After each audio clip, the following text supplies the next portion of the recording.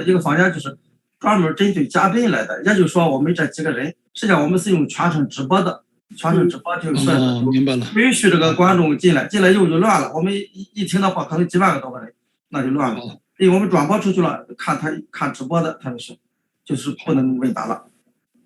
对，这个意思。没问题，我就知道一下规矩的，这倒没关系。非常感谢，非常感谢。没事。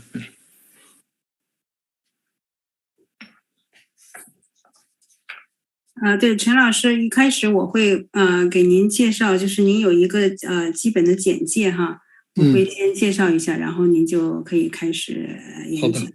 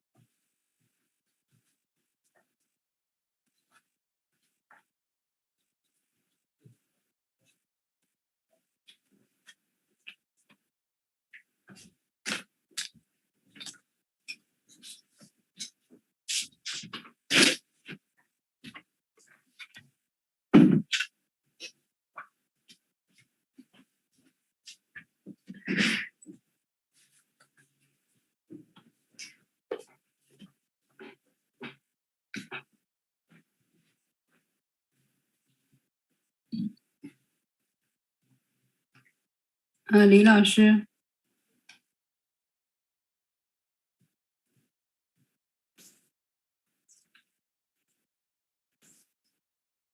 李老师。是的，开始。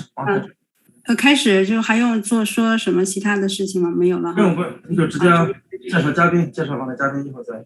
OK。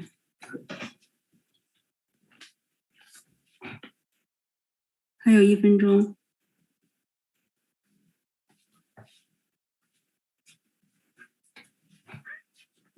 跟着时间到了。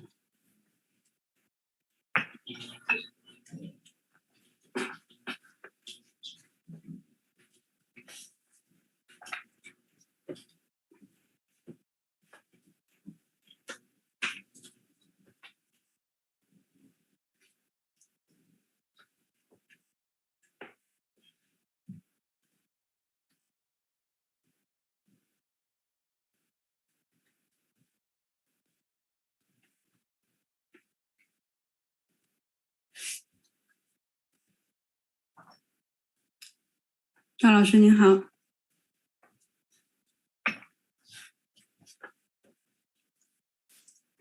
好，那我们现在就开始了吗？开始。Okay. Good morning, everyone. Welcome to 2022 World TCM and Acupuncture Week. Today is day 4. Presentation sessions in English. I'm the host of today's sessions, and my name is Tao Xu.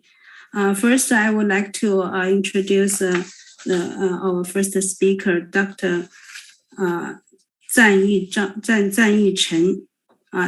Dr. 赞玉成 comes from a family with great passion on traditional Chinese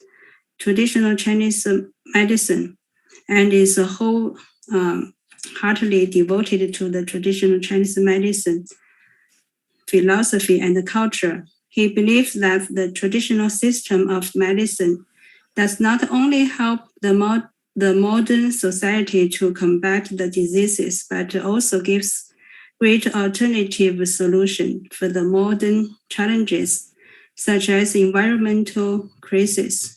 Hence, keeping the traditional Chinese medicine practice and the continual development has a significant benefit in the modern era.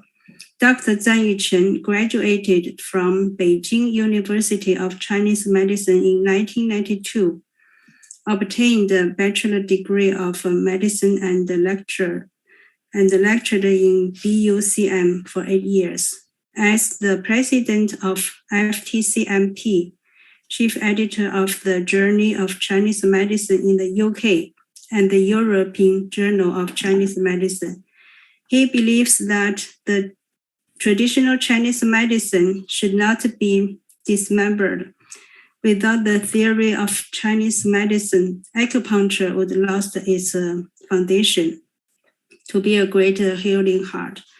As an instructor teaching variety of traditional Chinese medicine courses, he dedicated to pass on the knowledge of the authentic medical system to the students, to bridge the culture between the East and the West, and to demonstrate the complementary relationships between the modern medicine and the traditional Chinese medicine.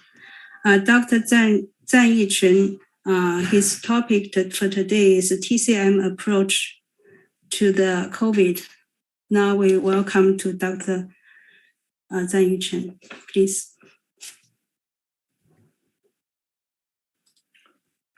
Thanks for Dr. Xu's introduction. Thanks, Professor Lee's great work to organizing such a great event and to share the most valuable ancient wisdoms to the world. And I'm really, it's my great honor to speak here, to talk to you, to share some kind of some knowledge about Chinese medicine, particularly in current deep crisis. Today, my topic, the title of my topic is TCM approach to the COVID.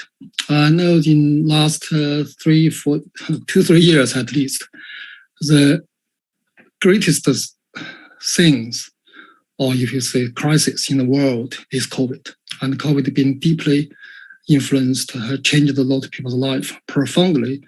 I mean, had a huge, profound impact to the directions of the science, lifestyles, political, and so on. So it's a really, really great event to ignore. And in the future, when we look back, I think the COVID probably is one of the greatest greatest affair, which could be impact history for 20 years, 30 years, or even longer. And what really this can impact to the medicine, for example. I mean, in the future, what medicine will direct to, I think COVID still a lot to answer. And unfortunately, I think so far, after we experienced, I think we don't know we are in the middle of the crisis or the end of the crisis. But one thing for sure is we seems still not quite sure, not quite clear what exactly is going on. And unfortunately, due to the so many variants appears one by one, and then in the same time, other pandemic diseases seems discovered quite often, and we don't really know what we are facing. We don't really know what to do the next step, and very sad is we seems in lots of countries, including very advanced modern technology countries, we are still use the same similar method like hundreds of years ago when we facing the huge pandemics, which is basically use our health and a lot of casualties to try to achieve herd immunity, or may never achieve that. But the traditional Chinese medicine will never really far from pandemic. So the TCM approach to the COVID is relevant to what we are doing and should be give us a lot of ideas and a lot of practical experiences. So the first, I want to look back rather than look ahead, to look what's the history of TCM. Because in Chinese culture, we knew, or there's words, there's a proverb in China, underneath of the sun, there's nothing new. So the history always repeats themselves. So learn from history, we can know the future. We can know what is happening and what will be happening. So if you look back at the history of traditional Chinese medicine, we always develop together with pandemic. So we don't really scared about pandemics. Actually, Chinese medicine is a medical system. It's been developed dramatically in the battle to overcoming or against the pandemics. So there's like a milestone development in traditional Chinese medicine. Firstly, is like around 2nd century. There is a great book we believe is one of the 4 greatest classics in TCM. There's a Shanhan Lun was wrote, and the Shanhan Lun basically is the time of the Shanhan Lun was wrote is the time in China as a great pandemic happens. And by the writer of Shanhan Lun within the center of Chinese medicine, Zhang Zhongjing, he wrote in that time a lot of people dying, and actually some of them is like a 70-80% shrink of the population. Obviously, it's not all due to pandemics. It could be due to like a famine, a war, like social unresting and so on. But clearly, the disease is probably the one directly takes life takes life away. So, but Shanhan Lun's book, after Shanhan Lun has been circulated and Shanhan Lun be accepted by a lot of doctors and practitioners of Chinese medicine, or even some like family knowledge, because in the book there's lots of formulas that can easily applied in the kitchens, in the cookery books, and so on. There's a huge improvement of Chinese medicine, a huge number of lives being rescued, and over the 1,000 years until today, the book of Shanhan Lun still is one of the most important book of Chinese medicine, and still benefiting millions of people, if not billions, globally. And the second time, which is 17th century, and then that's the acute epidemic February disease was break out. And obviously, if you know a little bit about Chinese history, there is also combined with social unrest and the war and the conflict, and so on. So, and also lots of life lots of people being killed with the pandemic. And the old Shanhan Lun, Shanhan, if you understand a bit Chinese language, Shanhan is also someone translated the cold damaged disease, which is far more direct and far more loyally reflects what the Shanhan Lun is about. And because in the Han Dynasty, in the 2nd century, globally, particularly in Asia, in the center of China, there is a cold temperature. There's quite a long time excessive cold appearance. So therefore, lots of people, because maybe it's a poor nutrition and so on, and poor housing, so the cold causes lots of damage. And in the 17th century, after 1,000 years, China's development in southern China, that time is very advanced economic-wise. And also in the same time, and environmentally, there's a lot of heat or hot circulating. So therefore, the pandemic in 17th century, which is far more dominated, is more dominated by the heat damage rather than cold damage. So the cold damage treatise on febrile disease, this book, seems not quite suitable, not 100% suitable for the local condition for the pandemic. That's why there is a lot of genius doctors, including Wu Jutong, Ye Tianshi, and so on. They created a system completely based on the same theoretical system like Shanghai Lun time, and created a new system called Wenbing Tiaobian, which is called Wenbing epidemic febrile disease, which created completely, well, not completely, but quite different system to adapt what the pandemic was. So from that, we can see Chinese medicine can easily adapting with what is going on.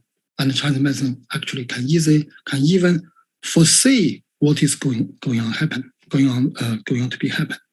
But how could a system able to do that? We know currently in modern medicine, the great crisis of the modern medicine is in order to combating with the COVID or any pandemics, they go to collect all the evidence and whatever to find out what the virus or bacteria is, and then develop relevant drugs or develop vaccines and so on. But if we can have system can foresee what is happening and can quickly form a useful medical system of method of treatment, or meaningful preventative method or medical treatment, then we will less likely stuck in such a huge number of casualties, huge number of the people being affected, and dragging on the whole society in a deep crisis. But how Chinese medicine is able to do that? So we have to know the TCM etiology, how the Chinese medicine see the environment, how the Chinese medicine see the pandemic. That's basically what I want to talk today. In Chinese medicine system, we know there is, we call the three reasons cause the diseases. We call external reason, internal reason, and non-external and non-internal reasons. Traditionally, that's what we talk about. The non-internal and external, and the non-internal and non-external reasons, which is like modern medicine now, ideas like a accident, like this kind of things, which is not much difference. But the internal and external reason in modern medicine, compared to modern medicine, there's quite a big difference. In Chinese medicine, the internal reason we normally blame emotional turbulences, and we give them 7 kinds of emotional turbulences. We call it qi-qing, or 5 excessive emotional turbulences, or called wuqu. So those kind of reasons we believe as will deeply affect our internal function of organs and break down or impair the internal balance of the body and make our qi weakness, which is almost equivalent like nowadays talking about like low immunity and so on. So the person, if they have a strike of internal some emotion turbulences and so on, and it will cause internal imbalance, and yet the person is vulnerable. It's actually the system is more vulnerable to external pathogenic attack. But external causes of in Chinese medicine, we call 6 excessive or untimely atmospheric influences, because maybe we're not able to see the virus, bacteria, and so on. And also Chinese medicine believe those kind of things are harder to deal and too more complicated. So Chinese medicine simplifies them to 6 kind of excessive or untimely atmospheric influences, and very easily, if we take our body like a sensor, our body can easily see, easily touch, easily feel, easily smell, and those kind of, we can easily get a clue what is going on and make this kind of ideas of a system far more practical. And that is called wind, fire, humidity, dampness, dryness, and cold. That's kind of 6 emotions. And some of them you maybe feel is quite, if you're completely modern medical system armed person, you probably feel it's pretty bizarre. How could the wind become atmospheric, can become excessive pathogenic factors? But we're talking about excessive and untimely. Obviously, they probably not quite. For example, if we're talking about more in details of the disease developed in modern medical term, and then we can say, although the wind itself, for example, if very clear, pure wind, however strong they are, if it doesn't have COVID virus, the person will not have COVID. But the person more likely, if have very strong, maybe have general cold, because a virus or bacteria, particularly the bacteria or whatever, is full in our body or in our environment. So if the very strong wind strikes us and deeply impair of immune system or deeply disturb of defense system, and then our system itself will be imbalanced. So those kind of excessive, untimely atmospheric influences are real. We know this could cause a problem, but modern science don't believe that's good enough. So they have to see the virus or fungus, whatever, to prove, to find out who is really to blame. But in Chinese medicine, we believe those kind of causes can carry on, bring something, attack us. In fact, certain type of virus or bacteria will more likely come with one of the elements. It's almost like we know, certain, for example, like norovirus, for example, if it's dry, hot climate, they're less likely surviving. So therefore, in the dry conditions, this kind of thing less likely happen. So with the damp or humid conditions, certain virus or certain bacteria more likely, very fertile, very, thrill. And then, so the environment of damp, like for example, like fungi, for instance, more likely comes with damp environment, attacks the body. So what I want to say, use a lot of time, is the Chinese medicine way of 6 excessive or untimely atmospheric influences with modern medicine's virus, bacteria, and so on. They're not fully contradictory. So if we deeper, if we put down our, preset mind or open our mind up, we could find there is lots of logic behind. There's a deep connection in between. So by doing that, we can understand Chinese medical theory better and then make the ancient and still practical, very useful knowledge of herbal medicine more useful, more helpful to know this crisis. Obviously, there's far more influence than that. For example, like the internal pathogenic factors. Nowadays, like for example, like lifestyle changes all be included inside. Because in the old time, we probably less likely have hang on, not sleeping very late. We probably have much better sleep. We certainly don't have chance to have light pollution, and so on. We probably not have enough alcohols to consume in the day or in the time. We probably don't have too many like mobile phones or whatever to stare on the screen for too long. So therefore, our body's condition will be different. And also another dramatic difference also is environmental changes.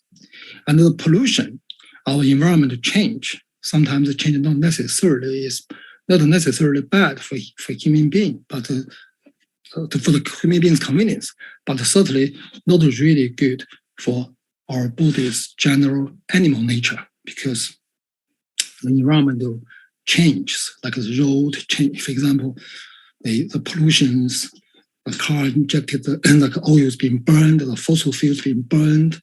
So lots of the heat being dug out and released in the air. So all those kind of things will contribute next step, which is the form or the what happened in the pandemic of COVID. So in here, I prepared some, which is quite old PPT.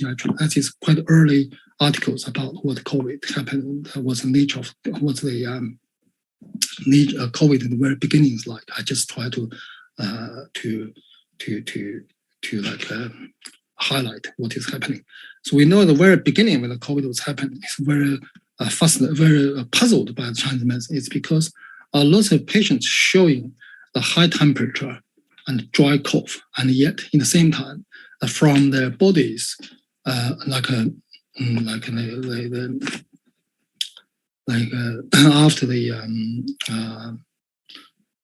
the studies, they found there's lots of very thick, milky, very sticky mucousy, or they're like phlegm stuck in the lungs. So they have dried cough, high temperature is showing the heat symptoms in the 5 elements or 5 elements inside, and yet in the same time seems to have a huge amount of fluid stuck, which is showing a damp stagnation inside.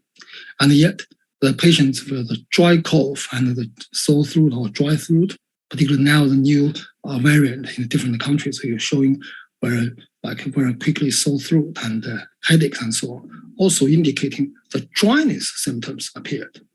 How could those things can happen at the same time? Which is in Chinese medicine, there seems there is a contradictive things. And also, in the very beginning, obviously, we can't see clearly because we believe the beginning, because by studying the symptoms of the patients and also study the tongue pictures and Chinese medicine diagnostic method, we found lots of patients showing the damp and cold symptoms.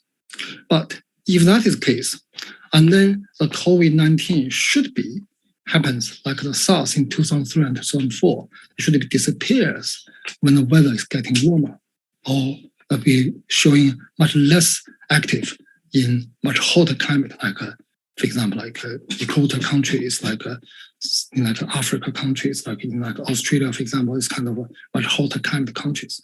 But now what we found, look back now, we know this COVID virus seems able to surviving any condition and spreading rapidly. We do not see any very clear difference between the climates. How could those things happen? That is one thing really puzzled me as well. So by study and collecting the data, we show some information like these cases I've been treating. And there's a different kind of times cases of the patient tongue, or just small sections of it. And we can tell the things in Chinese medical diagnostic system, they all have a clear dampness appearance. For example, the tongue is all quite coated, and some tongue, although they have high temperature, although the patient have a kind of a dry cough and so on, but the tongue normally quite relatively dark colored, and quite lots of patients have very stagnant color. Although there is a bit redness, like a fire in it, but it seems not dominated. And also in the same time, we found how the COVID attacked the body in the very beginning. I think you remember the COVID at the very beginning, they called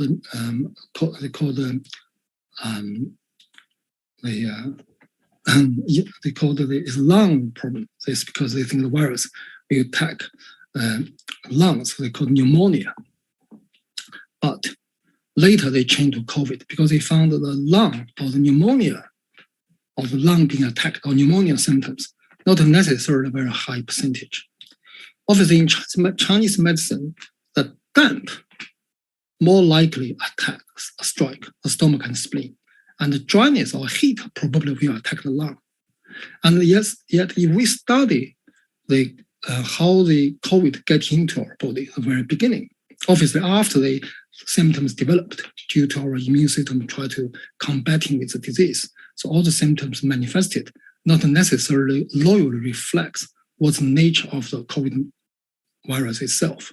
But the very beginning, how the COVID get into our body, as must be indicating their character or the nature of character in Chinese medicine, also as showing the weak side of our body as well.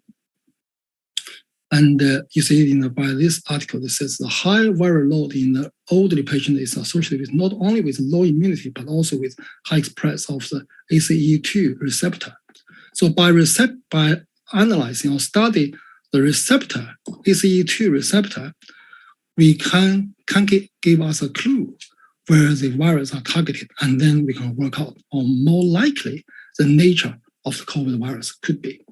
So if we see this chart, which is I copied from somewhere, you can tell the high expression ratio of the ACE2 very highly likely is three places: stomach, spleen, lung, kidney. And yet, those, particularly the stomach, spleen, is highly connected in the digestive system, which is represent in Chinese medicine, strongly connected with damp. In Chinese medicine, the six atmospheric influences or external pathogenic factors, each of them likely strike or attacking a particular organ. That's because that is done by the nature. It's almost like decided by the nature. It's almost like if we put air conditioning in the house, we normally put it high because the cold air will coming down. So if we try to put a heating, we more likely do the floor heating or lower part because heat naturally goes up. This is nature of the elements. This is also the nature of disease as well. And we believe the cold will more likely damage or attacking the yang energy and like lung, large intestines, bladder, 太阳 channel, which is yang channel, and the heat more likely strike 太阴, which is lung channel, and yet the dampness is more likely attack stomach, spleen, and yet the ACE2 chart clearly showing us that is the case. And from the other side, we know in Chinese medicine, each 5 elements, each of them will in charge of one season. The spring is wood, the summer is fire, the autumn is metal, and the winter is water. And yet, if there is disease is fire in charge or fire natured, then winter more likely not happen. For example, like mosquitoes, for instance, in summer because they're fire natured, so in summer we be very aggressive, so many and very attacking, and yet in the winter you wouldn't see it because it disappeared. So it's not their time. But only one element in Chinese medicine able to get through or stayed all 4 seasons, which is earth, or which is damp, which is stomach and spleen. Only those nature pathogens or these nature things can survive in all the seasons. Obviously, according to the patient's condition, they could be up and down. According to the environmental change and the atmospheric change, they could be up and down. But the basic nature of damp is clear. So that's what, after my study, and also based on those pictures of the tongues of the patient. That is the first lot of the pictures is what I take the first time, and I think it was about early 2020, early 2020. We had a talk about COVID. And that time, that's a patient's, which is like a winter or cold weather, the patient's tongues like that. We can see clearly damp appearance. And this is much later, I think it's next year, autumn, or no, this is the 2020 Christmas, or 2021 earlier, January or February. And after the hot weather, the cases are happening in cold weather, and then you can see that although some kind of heat appearance, but still damp is quite strongly appeared. And that is the what happened. It's also from go to from different occasions talking about this topic. This is when this Omicron was just started. The new cases, all the cases here is Omicron patient. There you can see it's because it's hot climate, hot season. Well, you can see there is some heat or fire appears, but clearly the damp still is one of the dominant causes, including like this young kids, only about 5-6 years old, and you can see the damp and damp elements clearly shows, and that is the side effects of the vaccines. You see the patient had after vaccines had shingles, and this 2 patients had the vaccines about the gynecological system, but you all can see the damp appears very strongly. So generally, I have a clue, which is the TCM nature of COVID-19 virus is damp dominated. So we have to treat those focus on such elements. And obviously, there's also other elements involved. But there's my article in the newly published the European Journal of Chinese Medicine. So the nature of COVID in TCM is damp, and also is combined with yin and jing deficiency, because the damp can explain other things, but how do I explain the dry cough and also quickly spreading to so many people and so many different conditions? They must be due to exhaust of the yin, of the jing, and that causing so many various problems. Sorry, I noticed my time is running up. So I just quickly, 1 minute, finish the rest of it, which is why I have a few more to talk about, doesn't matter. So after knowing that, so when we're resolving the COVID-19 in TCM, we go to resolving dampness and also replenish the jing. So when we're using the herbs, we have to be very careful to address those 2 sides of the issues.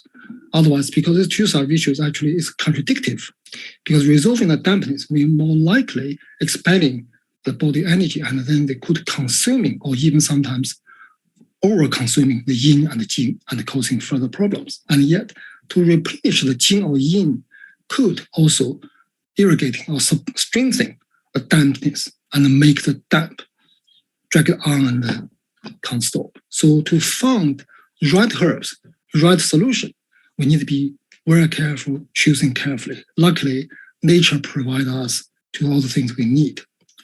So there's a few cases I don't have time to talk about, which kind of conditions what could we use. But generally, yeah, my time is run up. So sorry, that's a bit over a few minutes over. Yeah, generally, if I give one sentence about what I'm talking today, it's basically TCM approach to the COVID is the resolve the damp to help the imbalance of the body is the solution of disease.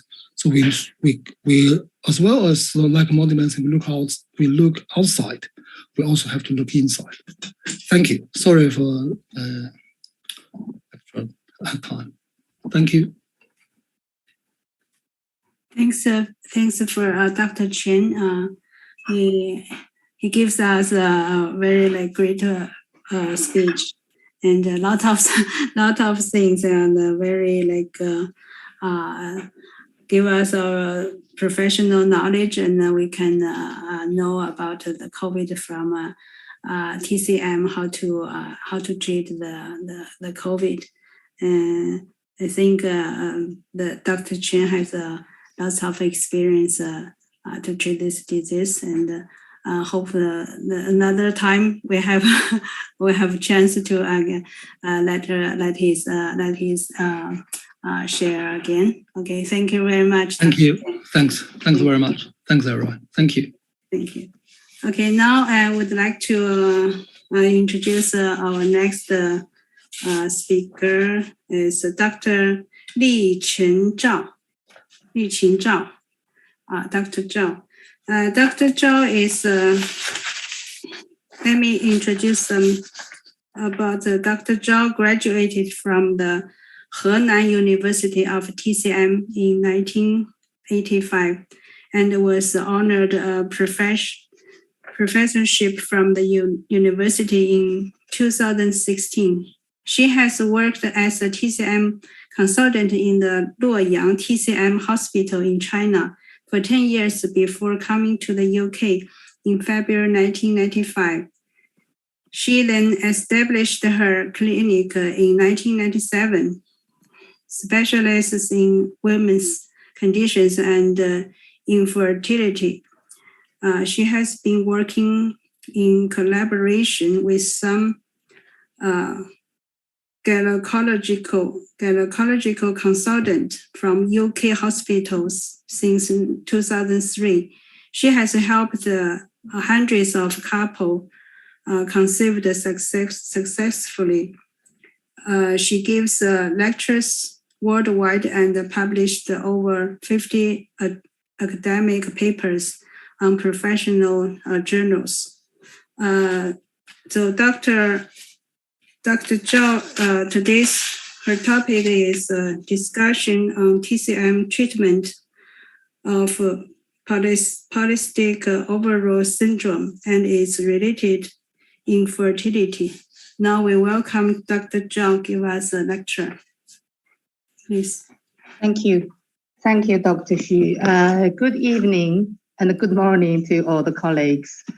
My name is Li Qunzhao. First of all, I'd like to thanks to Professor Li for his invitation. And also I'd like to take this opportunity to thanks to all the colleagues in the organizing committee to organize this big event. So your hard work is very, very much appreciated. Thank you so much. So basically, my special interest is gynecological problem and infertility. So therefore, today I'm going to present my topic is about TCM treatment strategies for PCOS and its related infertility. So I'm going to share my. Okay, can you see it, Dr. Xu? Yes, go ahead. Yeah, you can see it. Yeah. Okay, right. So this is just one corner of my clinic. So this is the outline of my presentation today. So I will go through everything in detail. First of all, I would like to briefly do like introduction about PCOS. As you probably all know, PCOS is defined as a disorder of ovulation. It is a hormonal imbalance caused by the ovaries creating excess, which basically too much male hormones. In terms of TCM, it belongs to the category of amenorrhea, irregular periods, infertility. So it is one of the most common causes of female infertility, which affects about 10% of women of reproductive age. There are 75% of anovulation or anovulative infertility caused by PCOS. And also PCOS can increase the risk of developing endometrial cancers, diabetes, high blood pressure, heart condition, and all sorts of health condition. So this is the reason why I choose this topic, because it is not just affect the periods and infertility, it affects our general health as well. While Western medicine can do a little for PCOS, while TCM, we can offer a lot. So I will also briefly introduce some basic knowledge about from Western medicine point. So as we probably all know, the natural ovulation process, so it depends on optimal function of sexual hormone axis, which is called HPO axis. It is hypothalamus, pituitary gland, and ovary axis. So usually hypothalamus produces gonadotropin-releasing hormone, which stimulates the pituitary gland to release FSH and LH, which are two important hormones for ovulation. While the FSH is responsible to stimulate the growth of small follicle sacs in the ovaries to mature follicles, which contains an egg. While the LH is to support the FSH to stimulate ovaries developing follicles, ripening the eggs, which means maturing the eggs and releasing the eggs eventually. So this is basically the process of ovulation. What is the cause of PCOS? The exact cause of PCOS is actually unknown. It's not quite clear still. But certainly the genetic inherited, this is one of the main reasons it affects up to 25% of women who has PCOS is there is a family history. Well, another reason, of course, is endocrine malfunction. So high levels of insulin and androgens, which is male hormones, and also thyroid disorders. This is very common as well. Another cause is long-term intake of contraceptive pills, and also unhealthy diet and lifestyle, stress, depression, and the environmental factors can also contribute. What is the pathology of PCOS? As we all know, it is basically too much insulin. So the insulin resistance, the elevated insulin can produce hyperandrogenism, which is again too much hormone, and it alters the feedback mechanism with HPO axis, which I mentioned earlier. Then the androgens block the follicle development to cause the pituitary to continue sending a signal to produce more the LH to prepare for ovulation. But on the other hand, it inhibits or stops the production of FSH and the progesterone. So therefore, cannot mature the eggs. So those multiple immature follicles develop into cysts rather than eggs, and then continue to release LH, estrogen, and testosterone, which this inhibits the formation of a mature egg and the corpus luteum, therefore preventing the release of a mature egg. And of course, this small amount of estrogen constantly stimulates the endometrium. It can cause the dysfunctional bleeding, which can be either a very long period cycle with very heavy bleeding, or a shorter cycle but with very light, scanty bleeding. And for some worst severe cases, amenorrhea, which basically is a period that stopped altogether. So this is the follicle development in the normal ovary compared with polycystic ovary.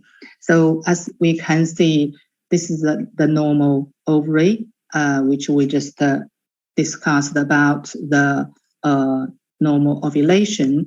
While this polycystic ovary, the follicles stopped developing. So it just remains small follicle rather than mature egg. So therefore, no ovulation or not ovulate regularly, right? So the main symptoms clinically we can see is, again, abnormal menstruation, and also the menstrual blood contains stringy tissue or mucus.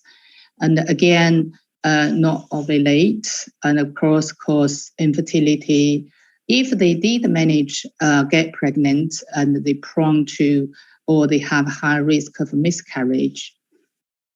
And also another main symptoms is excessive hair growth, thinning hair and hair loss from the head. And their skin is very greasy, oily, and some of them have very severe acne. And also their skin is get darker. And again, one of the most common symptoms is obesity, which is overweight. Having said that, some ladies, they don't actually have these symptoms, all of these symptoms. They can't be very slim, but they still got PCOS. So some tests and examinations, obviously, they would do before proper diagnosis. The BBT chart, which is the basal body temperature chart, if you do see patients that they charting their temperature, which is not easy for PCOS patient because their period is very irregular, so can be very difficult or stressful to do the PPT. However, if they do the BBT, it's normally a single paragraph. There are no rise in luteal phase, or if it did rise and it doesn't stay high. And the ultrasound scan will show it is enlarged ovaries with multiple cysts or follicles. And the size of the ovaries is 2 to 4 times of the normal average size. So the blood test will reveal decrease the FSH, increase the LH, AMH, and the testosterone. So the LH FSH ratio will be more than 3. And also they might have elevated prolactin, imbalanced sugar metabolism and insulin levels, which is very high. So I think it is very important to have some basic knowledge of West medicine. So then when the patients come into us, so we know what they are talking about. And therefore we can help them in the best way possible we could do. So this is a PCOS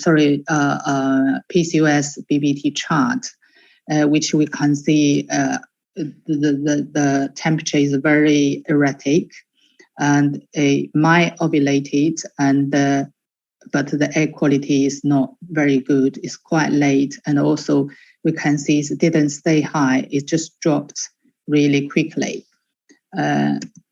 So this is the ultrasound scan image showing this is the normal. On the left is the normal ovary, so we can see some nice big follicles there.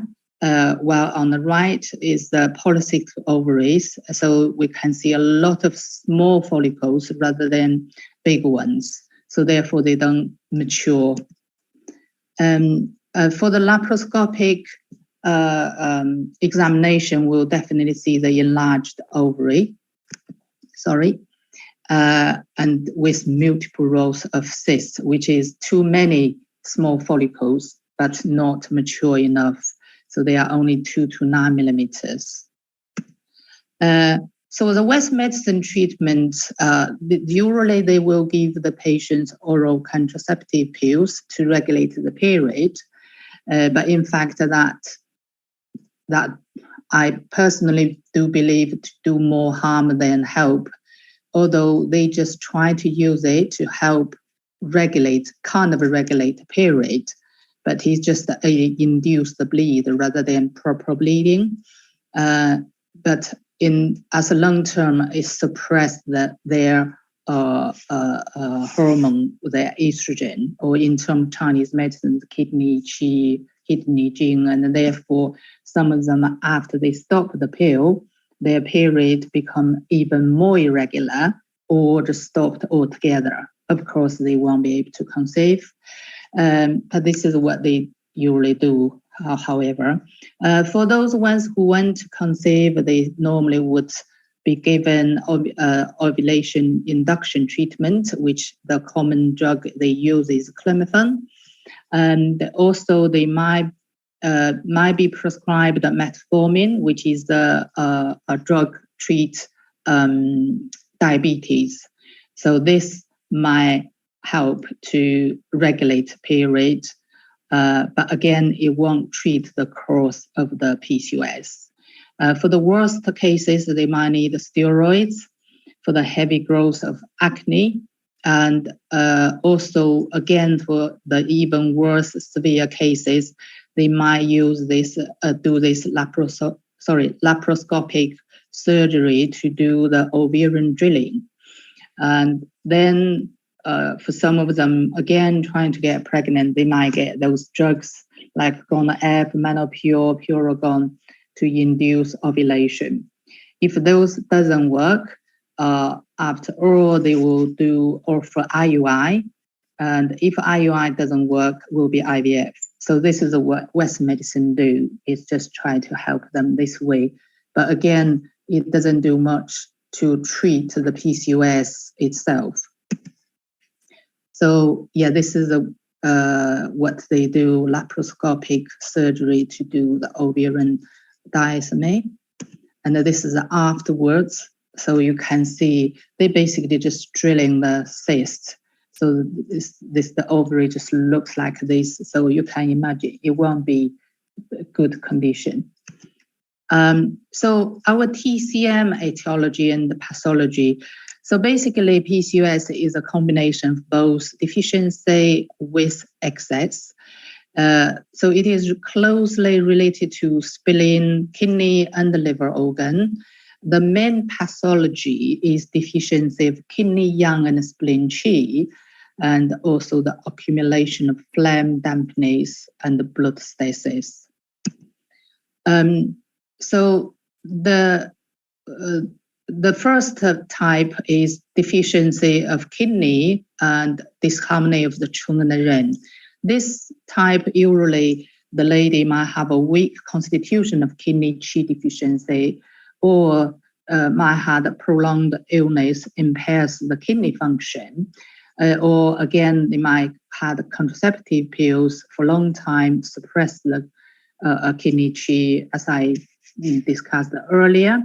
Therefore, the insufficient kidney jing in the blood and the poor nourishment of the Chung and the Ren channels, and so also the inadequate blood flow to the uterus.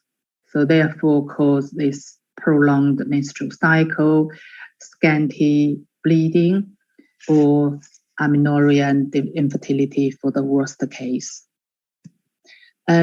Second type is deficiency of kidney and the spleen yang and accumulation of dampness and phlegm, which this is a very common type we clinically see. Those ones, they normally overweight, and again, they have a constitution of kidney yang deficiency, which tends to feel cold. They might also consume greasy, sugary food and the dairy products. They might work really long hours and extremely worried and stressed. Those are all can impair the spleen function, therefore the failure of transforming the fluid and the food into usable energy. So those dampness will accumulate it in the body and transforms into the phlegm, and also obstructs the qi or stagnated the qi, and also the blood flow in the uterus and ovaries, so therefore cause PCOS. And the third type is stagnation of liver qi with the blood stasis. The long-term or enduring stress and depression or anxiety can lead to internal impairment of 7 emotions, as we all know, therefore cause liver qi stagnation and blood stasis.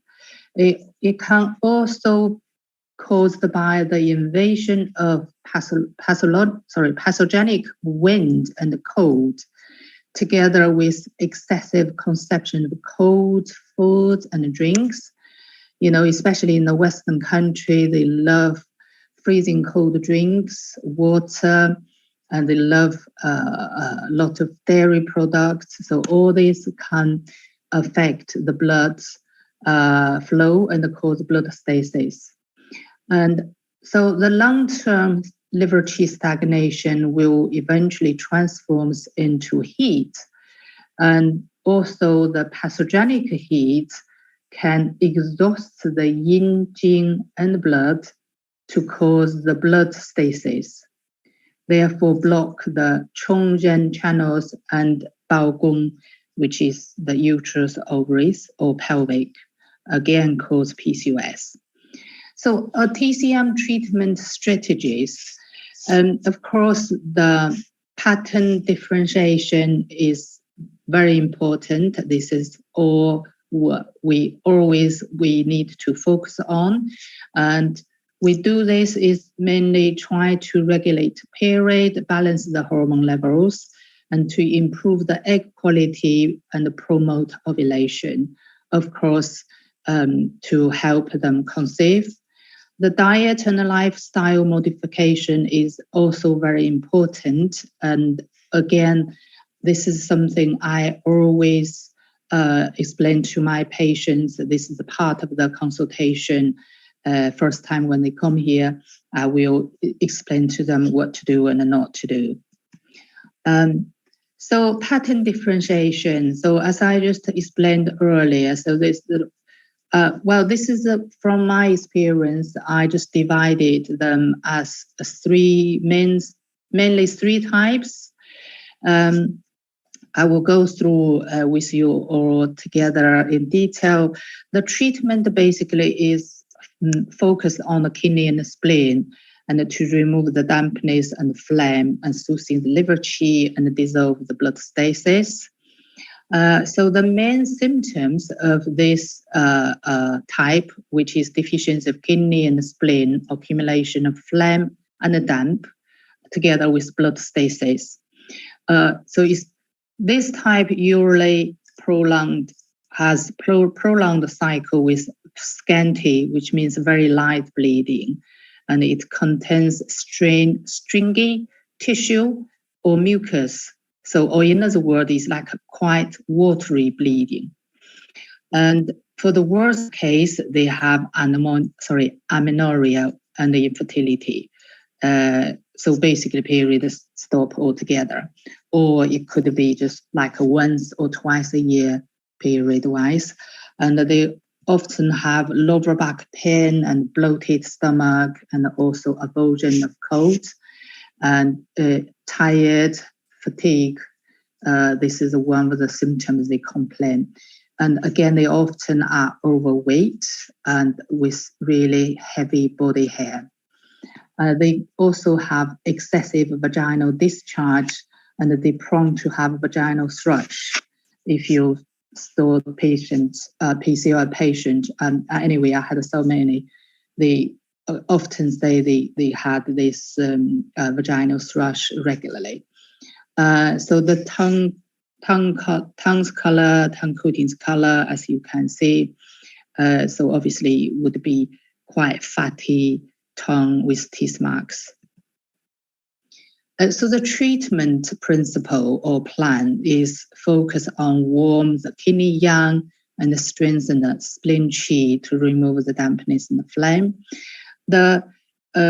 Clinically, I prefer use the concentrated herbal powders rather than the dried herbs or tablet. The patent tablet herbs have the restriction to use in the UK anyway, but this is commonly used the prescription or patent herbs if you do use it.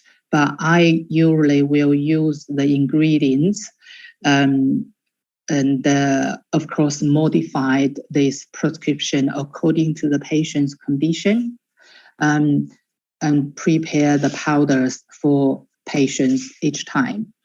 And those are the commonly used herbs, and I'm not going to read through it, you can see clearly here. So those are the commonly used herbs. However, not necessarily we need all of the herbs. for every patient with this type. So again, depending on each individual's condition, we need to modify the herbs. Might need some of the ingredients from here and then add some more herbs. For the second type is deficiency of kidney yin and liver qi stagnation with blood stasis. So again, irregular menstrual cycle, it might be prolonged cycle or short cycle, but very light bleeding. And again, amenorrhea and infertility. This type of the patient, they often have severe PMT, and then they might be very depressed and irritable, headache, dizziness, and they have disturbed sleep and might have some night sweat as well. So for this type of the patient, so obviously we need to nourish the kidney and liver, and also to activate the blood and dissolve the blood stasis. This is the prescription I would use. Again, I will just modify the prescription according to each individual. Due to time issue, I won't go through all details, read through all the herbs, so you can see here clearly. And the third type is blood stasis and phlegm. So there is a blockage of bowel bone, which is the pelvis. So therefore, stop the menstruation or irregular menstruation. So they basically have a very irregular menstrual cycle with no pattern at all. They might have only a couple of cycles a year, never really know when the period would do. Of course, they have no chance to conceive because they won't ovulate. For this type of patients, very unlikely they ovulate. So they usually combine with some symptoms of distension of chest and breast and bloated stomach, and also crampy pains in the lower abdomen, and other symptoms like heavy facial hair and the body hair, and they might have constipation as well. So for this type of the patients, we need to focus on clear the heat and remove phlegm, activate blood, and remove the blood stasis. Again, we always need to work on the blood stasis because this is always the issue there, as well as the dampness and phlegm. So these are the herbs, again, I would normally use. But again, depending on each individual, we need to modify the prescription. So this is just for your reference. Also, acupuncture can be very useful. Those are the main points or commonly used points. Again, might not necessarily need all of those points, might be most of the points, but need combine with other points depending on their condition. We might also combine moxibustion, infrared heat lamp, or electroacupuncture, and also auricular points, which is on the ear. So this is a modification of points or assisted points. So as I said, depending on each individual's condition, we need to modify the points we just talked earlier to treat the patient's individual condition. Depending on, again, exactly what their constitution like, we can use inducing or tonifying technique. Again, due to time issue, I'm not going through all in detail. So main 3 points, which is one is strengthening spleen qi to resolve the dampness and the phlegm, and also the second one is to warm and strengthen the kidney yang, and then nourishing the kidney yin, and also soothing liver qi and dissolve the blood stasis. The acupuncture points we use if we use the right technique or manipulation, it can be really, really useful. So I'm sure you all know that the technique is, or the manipulation technique is all depending on each individual. So you can decide it accordingly. And of course, diet and exercise is also very important. So I'm pretty sure you all know what should eat, what should not eat. So clinically, we just need to explain to patients, because they might think, oh, they are having a really healthy diet, but in fact, might not necessarily. So therefore, we need to explain. But I'm not going through in detail here. I'm just quickly share two cases. So to just basically prove how TCM work well to infertility patients, which is caused by the PCOS. This lady is 36 years old, and she had irregular period since her very first menstruation at age 14. So the period has no pattern at all. If does get period, is very light bleeding, just like spotting. And also she does spotting around the third week for 4 days. And so she had 18 years contraceptive pills because she was told this can regulate her period. Then after she come off the pill, she went to get pregnant, but she hardly have any period. So she tried for 3 years without any success. She did take the drug Clomid, Provera, but again, nothing worked.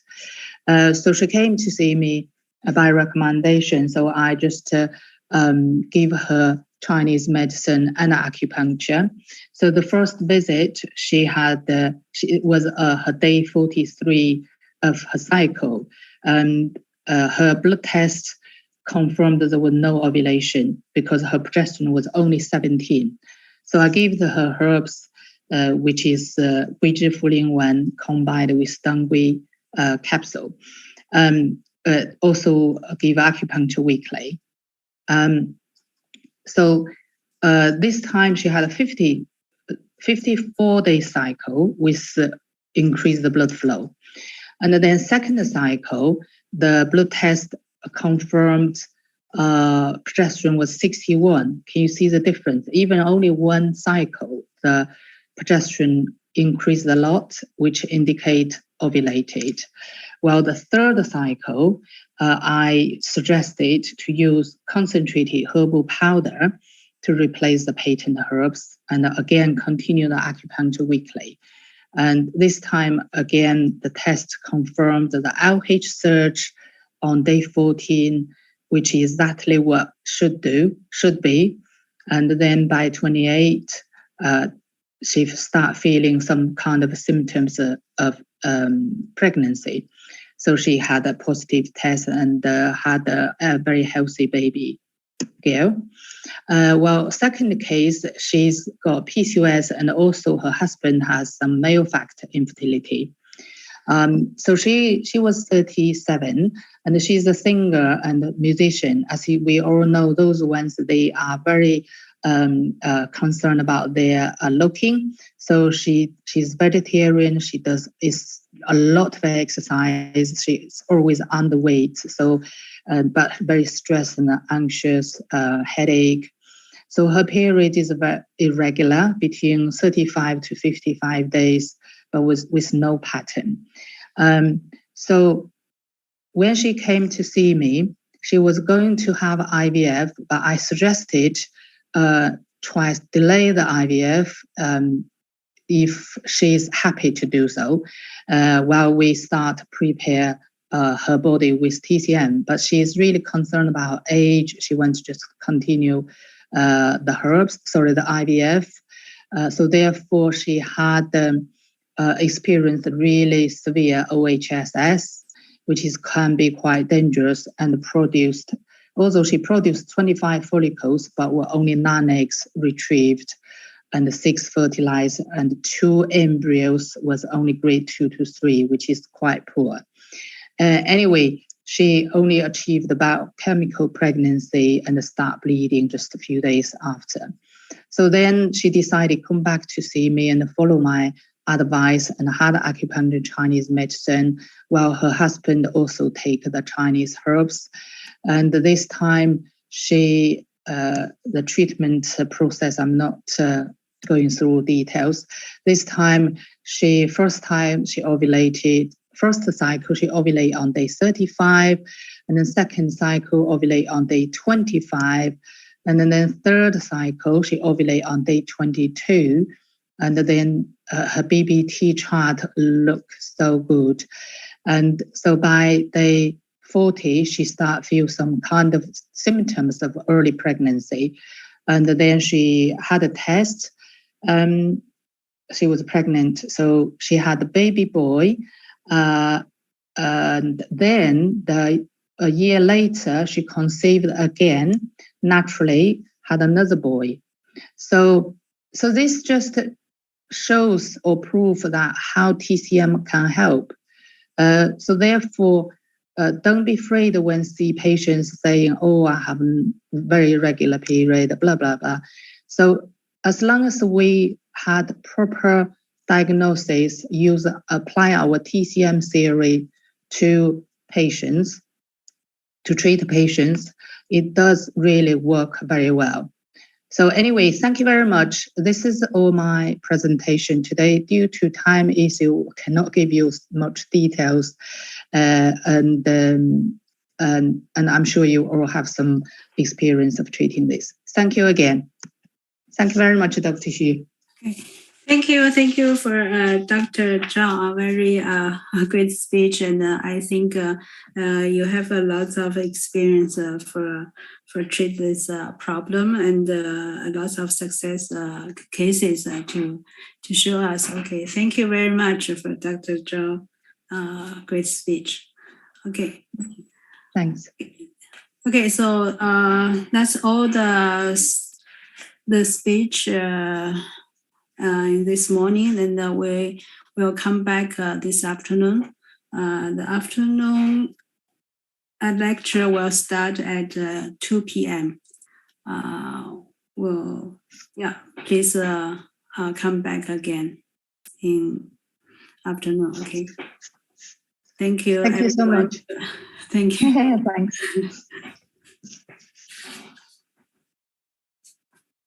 Thank you, Dr. Zhang. Thank you. Dr. Thank you for your hard work.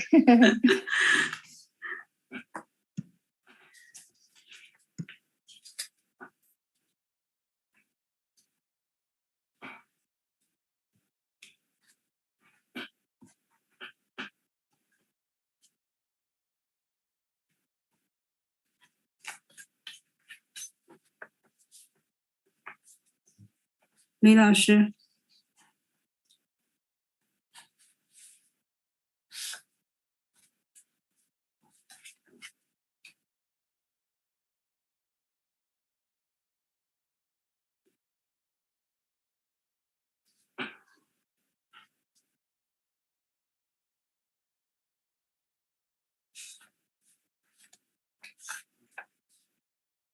李老师，您在吗？老师，在。那然后这个是上午结束了，我们下午2点钟开始。是。下午的有几个啊？对，下午2点，1、2、1、2、3、4、7个吧。这个下午2点正式开始。您觉得这样可以吗？相当好。因为我没有主持过。相当好，相当好。对，我感压。因为现在是直播啊，现在直播不要讲话了就可以了。OK。好的。那我就先把它先休息一下，也可以。到那个1点50再上线就可以了。好的。好 ，OK， 好，谢谢。好，这样。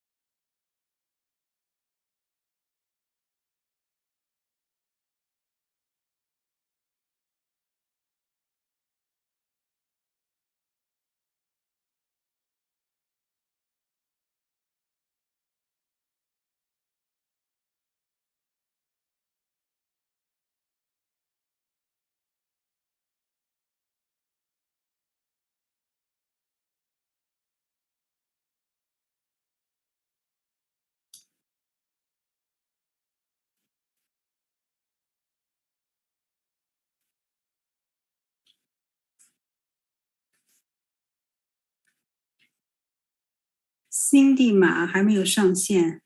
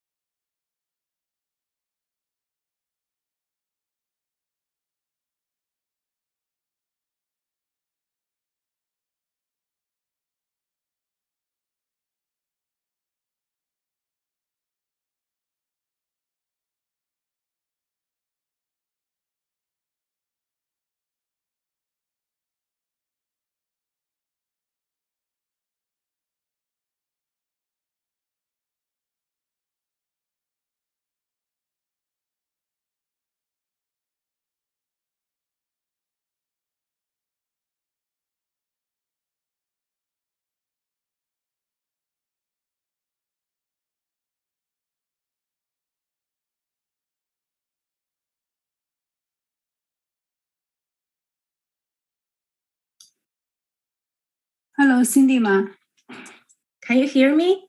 Yeah, you can hear you. 你好，你好。你好。不好意思，是不是晚到了1分钟？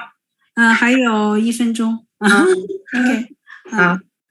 那我今天那个主讲的题目，sorry English only, right? 等一下I will introduce you first, and then you can start your. Okay. Okay. Thank you. Okay.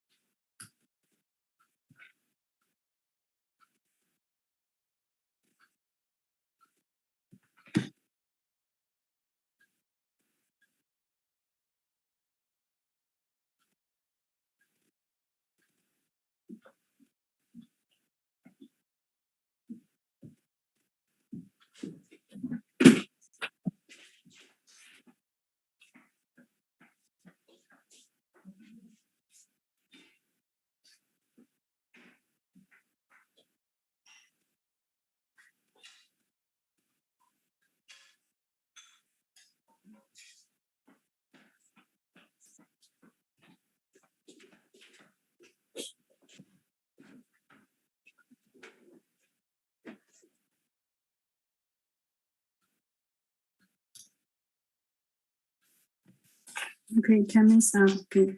Welcome back.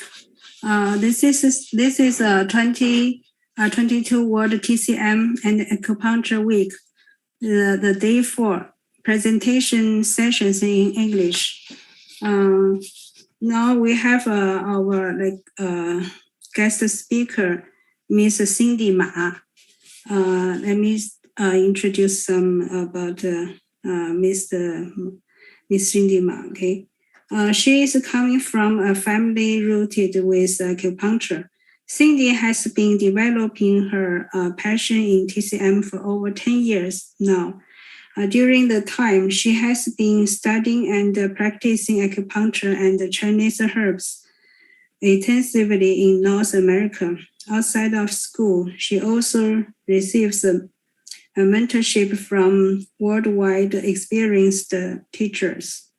Cindy is currently registered as an active TCM practitioner with CTCMA. She is practicing with other healthcare professionals and Western medicine doctors. As a As a passionate healer, she combines ancient acupuncture with seasonal yoga, natural herbs, and food cure as the holistic approach to heal body, mind, and spirit. Her treatment includes acupuncture, cupping, scraping, ear seeds, etc. Her herbal treatment approach is based on the applications with the Jing Fang formulas. Her acupuncture approach is based on the acupuncture classics, but with no or little pain in needle insertion, treating for all kinds of pains and chronic disease. We're glad to have Cindy Ma give us a lecture today. Her topic is magical meridian. Now, please let the Cindy Ma give us a lecture. Okay. Thank you. Thank you for the opportunity today. I can on this platform, and I can present acupuncture class on magical meridian. So it's a foundation of acupuncture. So hopefully everyone likes it.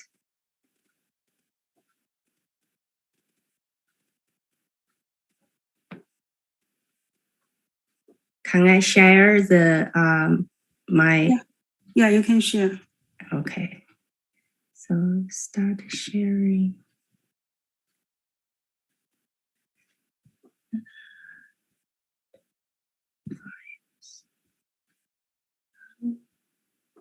So how I can draw it though? Okay. So can you hear? Can you see? No. No. So hold on 1 second. So I'm not so sure how can I show it. So I need to drag my file to the to this one. Just 1 second.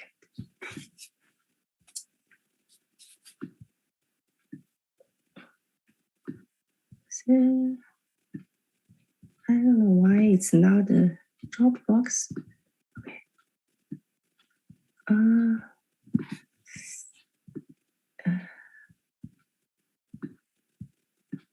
I don't know how to can share this my file. There's you have to put your file on the screen, then use the share screen button. Then my file is on my desktop. Yeah. And you see the Zoom. There's a share screen. Yeah, I saw there's press it. Share my screen and open system. No, I don't know why my file cannot be shared though. Let's see. Hold on 1 second.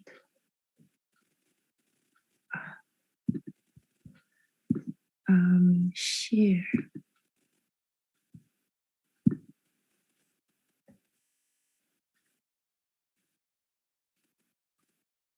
Share file.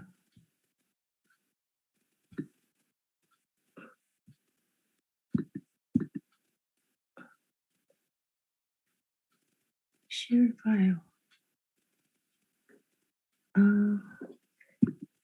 So how can you see my file right now?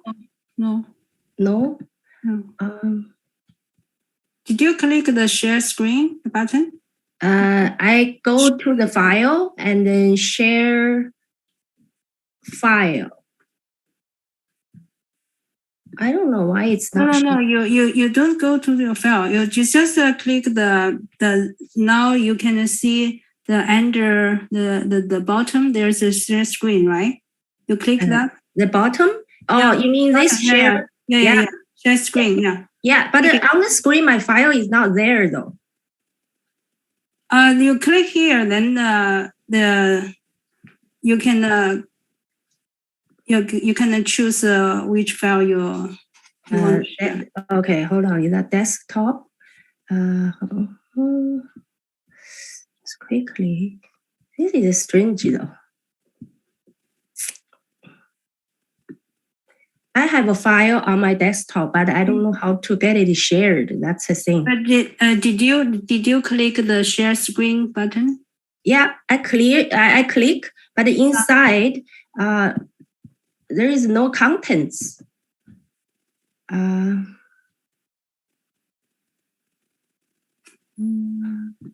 That's so strange.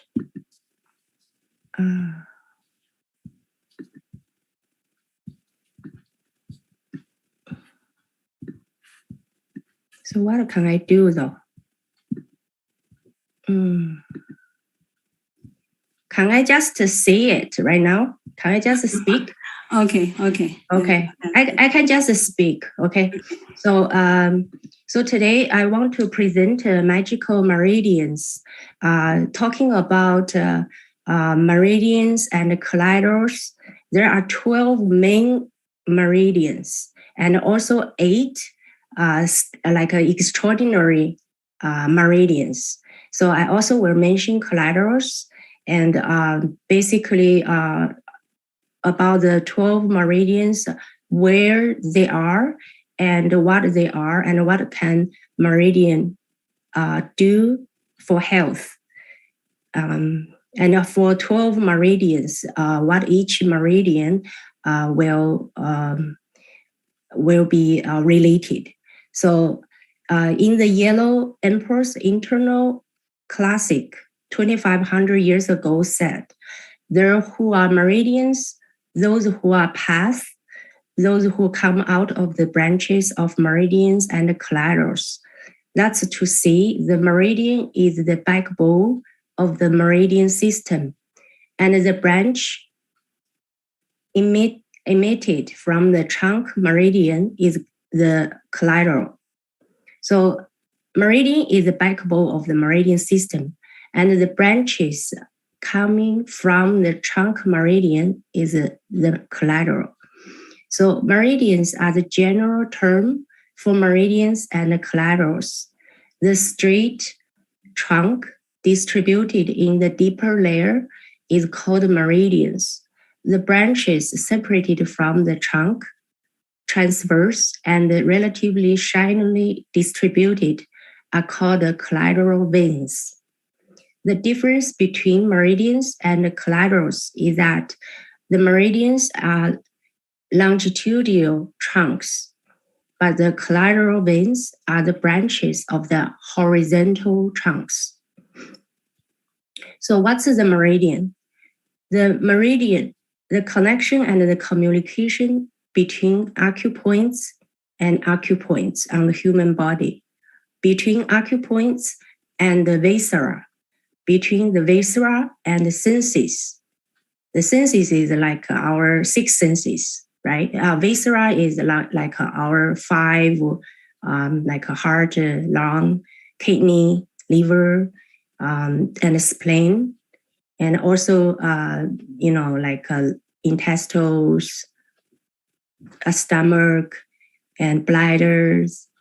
So the senses, the 6 senses, is like our through our eyes and our listening and our the tongue, the sense from the tongue, smell.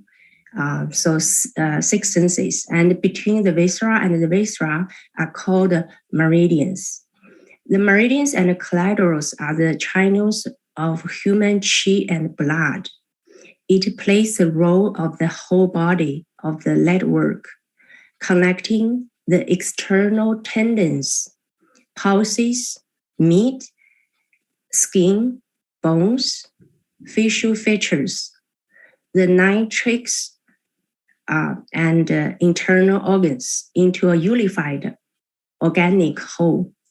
The 9 tricks, like eyes, like 2 holes of our nose, and 2 ears, our mouth. So there's 9 tricks. The spiritual hub, the C series, says the husband's 12 meridian belong to the viscera. and the outer collaterals are in the limbs, like both arms and the legs. So what's a meridian? The third one is the meridians are the living map of the human body. So 12 meridians run qi, and the collaterals remove the 15 collaterals to run blood. So meridian mean qi and collateral mean blood. Meridians and collaterals run qi and blood. Meridians and collaterals are channels that run the qi and blood of the whole body, connect the joints of the viscera and limbs, communicate up, down, inside, and outside, and exist in the human body. Only when the meridians are unimpeded and the qi and blood are unimpeded will there be no problems in the human body. So continuously flow of the qi and blood is very important. So that can decide if there's any problem with our human body. So meridians are the channel, so which is the qi and the blood running from it. So the fourth part of, what's about the meridians and collaterals are the mountains, like rivers and the unprovoked water streams. Meridians and collaterals are like mountains, rivers, unprovoked water streams, endless flow, rushing unimpeded, unstopped, operating qi and blood, unprovoked like a rain. So if like a rain, there is no starting point, there is no ending. So it's just a cycle. One more is meridians and collaterals are the regulatory centers of human health. In the spiritual hub and meridians, it's said the meridians are determined to deal with all kinds of diseases, and adjust the truth, and you must be inseparable. So the second part, I want to talk about how to unblock the meridian. So in the view of the traditional Chinese medicine, many people, sorry, I just need a little bit water, a little bit cold. Many people always have headaches and all the pain on the shoulder, leg, or the waist and the legs, or feel soreness somewhere in the body, numbness, arm soreness after exercise, electro, and quickly recover after various stimuli like acupuncture, moxibustion, and massage. Because the smoothness of the meridians are restored by the stimulating acupuncture points or rubbing along the meridians. It enables qi and blood of the human body to circulate normally, so that various symptoms will naturally disappear or weaken, achieving the goal of general pain. So where are the meridians? In order to prevent our physical disease and to know where the body is blocked in time, we have to know where the meridians are. The meridians of the human body include 12 meridians and 8 strange meridians. The name of the meridians is determined by combining viscera, hands and feet, yin and yang. The viscera has a function of storing all nutrients in the human body. It belongs to yin, the nutrients. There are 6, namely heart, liver, spleen, lung, kidney, and the pericardium. The viscera has functions of digestion, transportation, and excretion, with a total of 6, namely gallbladder, stomach, large intestine, small intestine, tracheal, and bladder. So where are the meridians? The name of the 12 meridians include 3 parts, namely hand or feet meridians, yin or yang meridians, viscera or visceral meridians, such as the hand tai-yin lung meridian.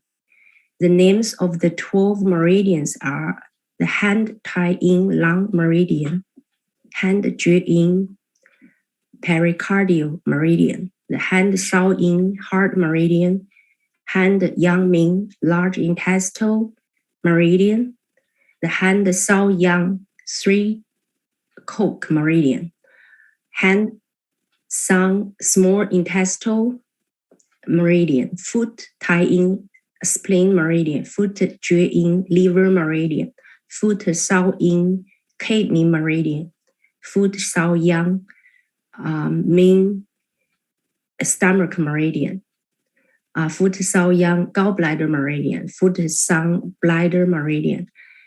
The foot meridian distributed in the upper limbs and the foot meridian distributed in the lower limbs. The yin meridian distributed on the inner side of the limbs is called the yin meridian, which belongs to the viscera. The yang meridian distributed on the outer side of the limbs is called the viscera. So 12 meridians converge with the following principle. The yin and the yang meridian in external and internal relationship converge over the end of the 4 limbs. The yang meridians with the same name converge over the head and face. The yin meridians with the same name converge over the chest. The 8 extraordinary visa is a collective term for the governor visa, conception visa, and the thoroughfare belt visa, yin link visa, yang link visa, yin hail visa, and yang hail visa. Compared with the 12 meridian, there is no external and internal relation among the 8 extraordinary visas. In terms of visceral association, the 8 extraordinary visas are in close relation with the extraordinary food organs. In terms of the distribution, they do not have their own distributing routes and just run around among the 12 meridians, except their governor conception vessels. In terms of the functions, they do not transport qi and blood like that of the 12 meridians, just accumulate and regulate qi and blood in the 12 regular meridians. So meridian flow well. Each hour has a different viscera and a physiological clock hidden in the body. In the theory of the traditional Chinese medicine, there is a meridian flow annotation map derived from the Yellow Emperor's Lan Jing. Meridian flow annotation is a law discovered by the traditional Chinese medicine sages. It divides 12 hours a day into 12 hours, 24 hours a day into 12 hours, and 12 hours corresponds to the 12 meridians of the human body. So each hour has a different meridians to follow. Following this law, the viscera can give full play to your strength, expel toxins, and strengthen yourself to prevent diseases. So 23, evening time, the 子时, so it's from evening 11 to 1 in the early morning. So it's about meridian time. So it's about the bowel metabolism and the bone marrow and hematopoietic time. So best of the hour is for sleep. So from 1 to 3, that's a liver time, liver meridian. So the qi and the blood of the whole body will be attributed to the liver, and the liver will filter the blood. Suitable for the time is to sleep. And from 3 to 5, so that's the time for the long meridian. Pulmonary qi transports qi and blood to the whole body, and the deep sleep helps the pulmonary qi transport. Suitable for this time is to sleep. And from 5 to 7 in the morning, that's Mao Shi, large intestinal meridian time. And qi and blood flow to the large intestine to excrete waste, and suitable for go to the toilet to defecate. And the next time is 7 to 9. 7 to 9, Chen Shi. So it's a stomach meridians. At this time, eating is most easily digested and metabolized, providing the calories required for a day, suitable for breakfast. And then 9 to 11, 9 to 11, 四时, spleen, it's a spleen meridian working time. During the most vigorous period of qi and blood, the spleen is responsible for the reconciliation of the digestion, absorption, and excretion. It has a saying that the main muscle of the spleen. And suitable for the time is to do some stretching activities or some brain work like study or work. And 11 to 13, so like from 11 in the morning to the 1 o'clock in the early afternoon. So that's the heart meridian time, the bloodline and the mind of the heart. So suitable for take a lap. This 50, 11 to 1 in the early afternoon, 50. And then 13 to 15, from 1 o'clock to 3 o'clock in the afternoon, 胃时, the small intestine is on duty. The small intestine absorbs the nutrients at the most energetic time, suitable for lunch. And then this from 3 o'clock to 5 o'clock, 申时, in the afternoon, it's a bladder meridian is on duty. The qi and blood flow into the bladder to remove the wastewater in the body. It's suitable for drinking more water. So from 5 o'clock to 7 o'clock in the afternoon, 酉时, is a kidney meridian is on duty. The time when the kidney excrete virulent is also the most sensitive time for smell and taste. So suitable for dinner. And then next one is from 7 to 9 o'clock in the evening. 戌时, the pericardium meridian is on duty, and the pericardium meridian is full of qi and blood, which can protect the heart and save energy, suitable for rest and recuperation. And it's 9 o'clock and 11 in the evening, 亥时, the triple energizer meridian is on duty. The triple energized meridian is in charge of all the human bodies. He's transported to each viscera through the 3 focus. It's suitable for recuperation and meditation.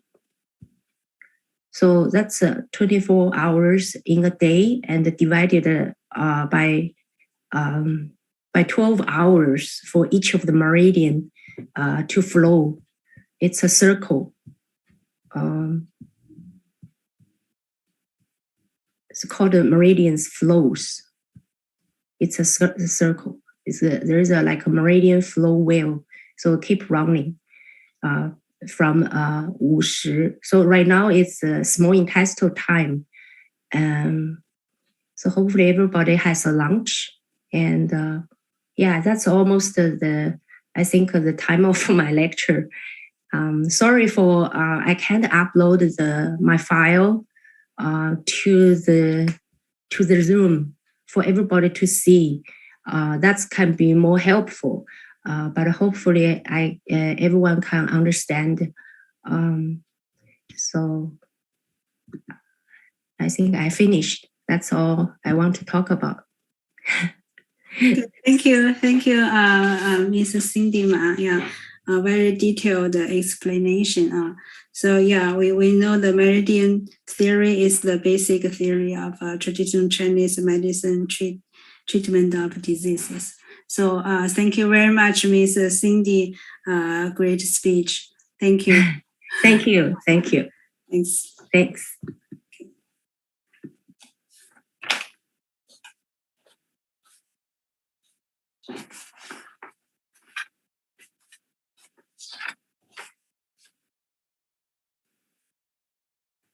Okay. Our next speaker is Dr. Yijing Li. We are glad to have Dr. Yijing Li. She is a WTCM AW co-vice chairperson. So let me introduce some background about Dr. Yijing Li. Dr. Li graduated from Tianjin Medical University in 1992. New Zealand College of Traditional Chinese Medicine, and the graduate School of Health Science of Auckland University of Technology, majored in Traditional Chinese Medicine and Acupuncture in 1999 and 2015. She worked in Tianjin Children's Hospital and the Tianjin Hospital in China. She is currently visiting professor at the American International Medical University. She has been engaged in clinical practice and scientific research in Western medicine field for 15 years and TCM clinical practice and lecturing for 22 years. Her lectures and clinical guidance of traditional Chinese medicine practices shared across the world. Dr. Yijing Li, today's topic is a case report of rescue and treating highly suspected Delta infection with uncontrolled cholera-like water diarrhea and early stage shock with Yunqi energy acupuncture and information herbal formula. Welcome Dr. Yijing Li. Give Thank us you. a lecture. Okay. Thank you for inviting me to here. I just gave the one correct. I graduated in 1982, not 1992.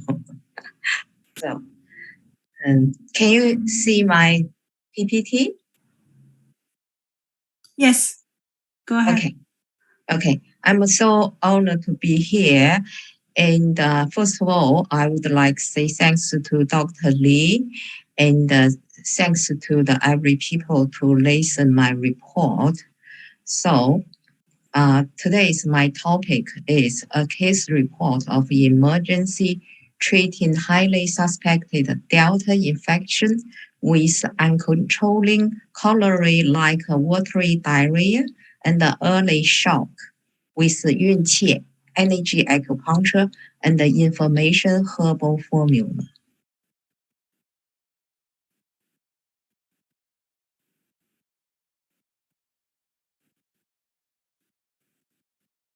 Do you want me full screen or you think this is all right? Yeah, if you can, it's better. Okay, thank you. So, Yunqi energy acupuncture is based on 五运六气 theory in 黄帝内经, combined with 5 sure acupoints to form an acupuncture method by myself.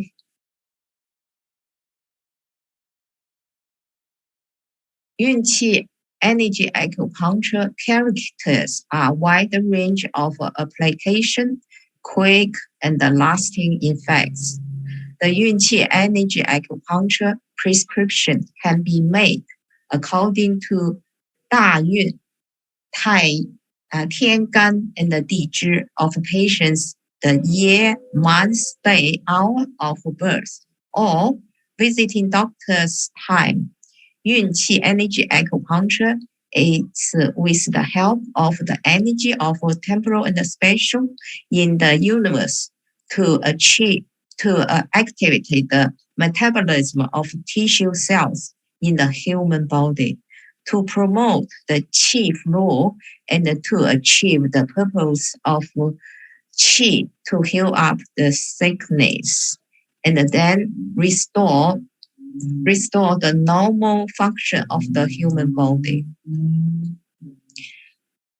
也黄帝内经 said there are 5 elements in 5 directions to produce cold, heat, dry, dampness, and wind.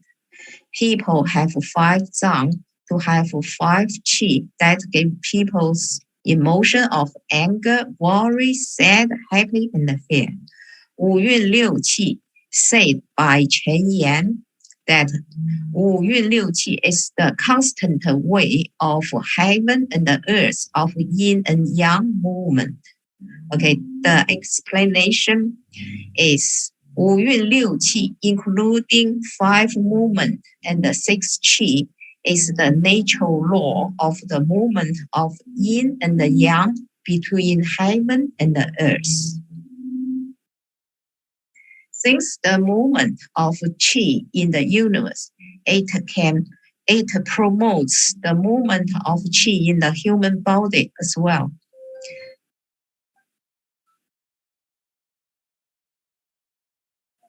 Sorry.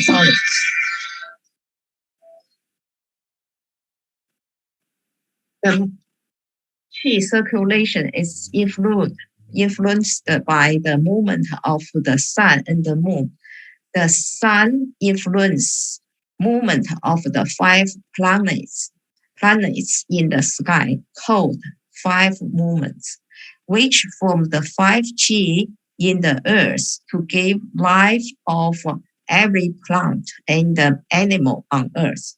The movement of moon mainly affects the changing of the 6 qi, named wind, fire, heat, dampness, dryness, and the cold. The qi in the sky dominates changing of the qi in the earth, which is what we often say yang controls yin. And the human being is just like a small universe, influenced by the qi of heaven and the earth. Based on the principle of unity of heaven, earth, and the human with sharing one qi in the universe, I designed Yunqi energy acupuncture according to the law of 5 movements and the 6 qi. In order to use the qi of the heaven and the earth to reach the purpose of heal up body with few resources to move mountains. Now I will share a case of emergency treating highly suspected Delta infection with uncontrolled cholera-like watery diarrhea and the early shock with Yunqi energy acupuncture and the information herbal formula medicine. Information of patient, female American, consulting date, 30 of July 2021. Main complaint, uncontrolling severe cholera-like watery diarrhea. Symptoms, nausea, extremely weakness, cold sweating, extremely cold, palpitation, dizziness, mild wandering, health history, infected COVID-19 in 2020 with palpitation and hypertension. TCM diagnosis, cold dampness syndrome with cholera-like watery diarrhea and early shock, and highly suspected Delta infection. Emergency treatment formula is acupuncture formula is 商丘隐白经取足临气运气 information herbal formula is 茯苓 0.8 gram and 佩兰 0.7 焦三仙 0.8 杜仲 0.3 third method is oral electrolytes balance solution. Result of emergency treatment. 1. Sweating stopped after Yunqi energy acupuncture immediately. That time the patient called me straightly. They said, "Oh, it's so amazing. The sweating stopped immediately." So she put the needle, and the controlling watery diarrhea was relieved. Before the acupuncture, she can't control, no feeling. Okay, just like the running water. Okay, and as soon as her put the needle and the diarrhea controlled and can be from the never stop can be reduced to the 2 or 3 times a day. Okay, and the appetite was improved after drinking information herbal formula medicine, and the heal up after 3 days treatment of Yunqi energy acupuncture and information herbal formula medicine and the oral electrolyte solution supplied. It's really quick. This the photos comparison of before and after treatment. Okay, we can see the before the treatment, the patient's the tongue is pale and less life. Okay, and the whole picture show us is extremely cold. Okay, and the pale nature and the pale coating. After more than 2 days, not even 3 days, we can see her tongue nature is getting pink and the coating much less than the before. And the full picture tells us her condition from extremely cold changed to the warm. Okay, this is the conversation during the patient onset of the disease. Okay, that's the prescription I sent to her and all the feedback she told to me. Okay, and the case analysis. At the time of rapid spread of the Delta in United States in 2021, patient had a clear history of infection, which is developed cholera-like watery diarrhea 1 hour after eating out. This indicated that Delta virus spreads rapidly, has a short incubation period, and the severe acute symptoms, and the diversified clinical manifestation. The patient onset the uncontrolled water diarrhea on 30th of July 2020 2021. At that time, in the northern hemisphere of fourth host qi of 五运六气 is called 太阴 dampness, meaning weakness soil. The patient presented with cholera-like watery diarrhea, pale tongue, and the tongue coating with cold dampness, muscle achings, sweating, combined with the characters of the 五运六气 with clinic manifestations. The TCM differentiation diagnosis is called dampness syndrome. We believe that the cold and the weakness environment in human body is the best environment for COVID-19 and the Delta virus surviving. As long as we choose herbs and acupuncture according to TCM, cold dampness diagnosis to warm middle jaw and release external cold to build a health environment in the body where it's not suitable for virus replicating, so as to achieve the purpose of get rid of virus from human body to heal up the body.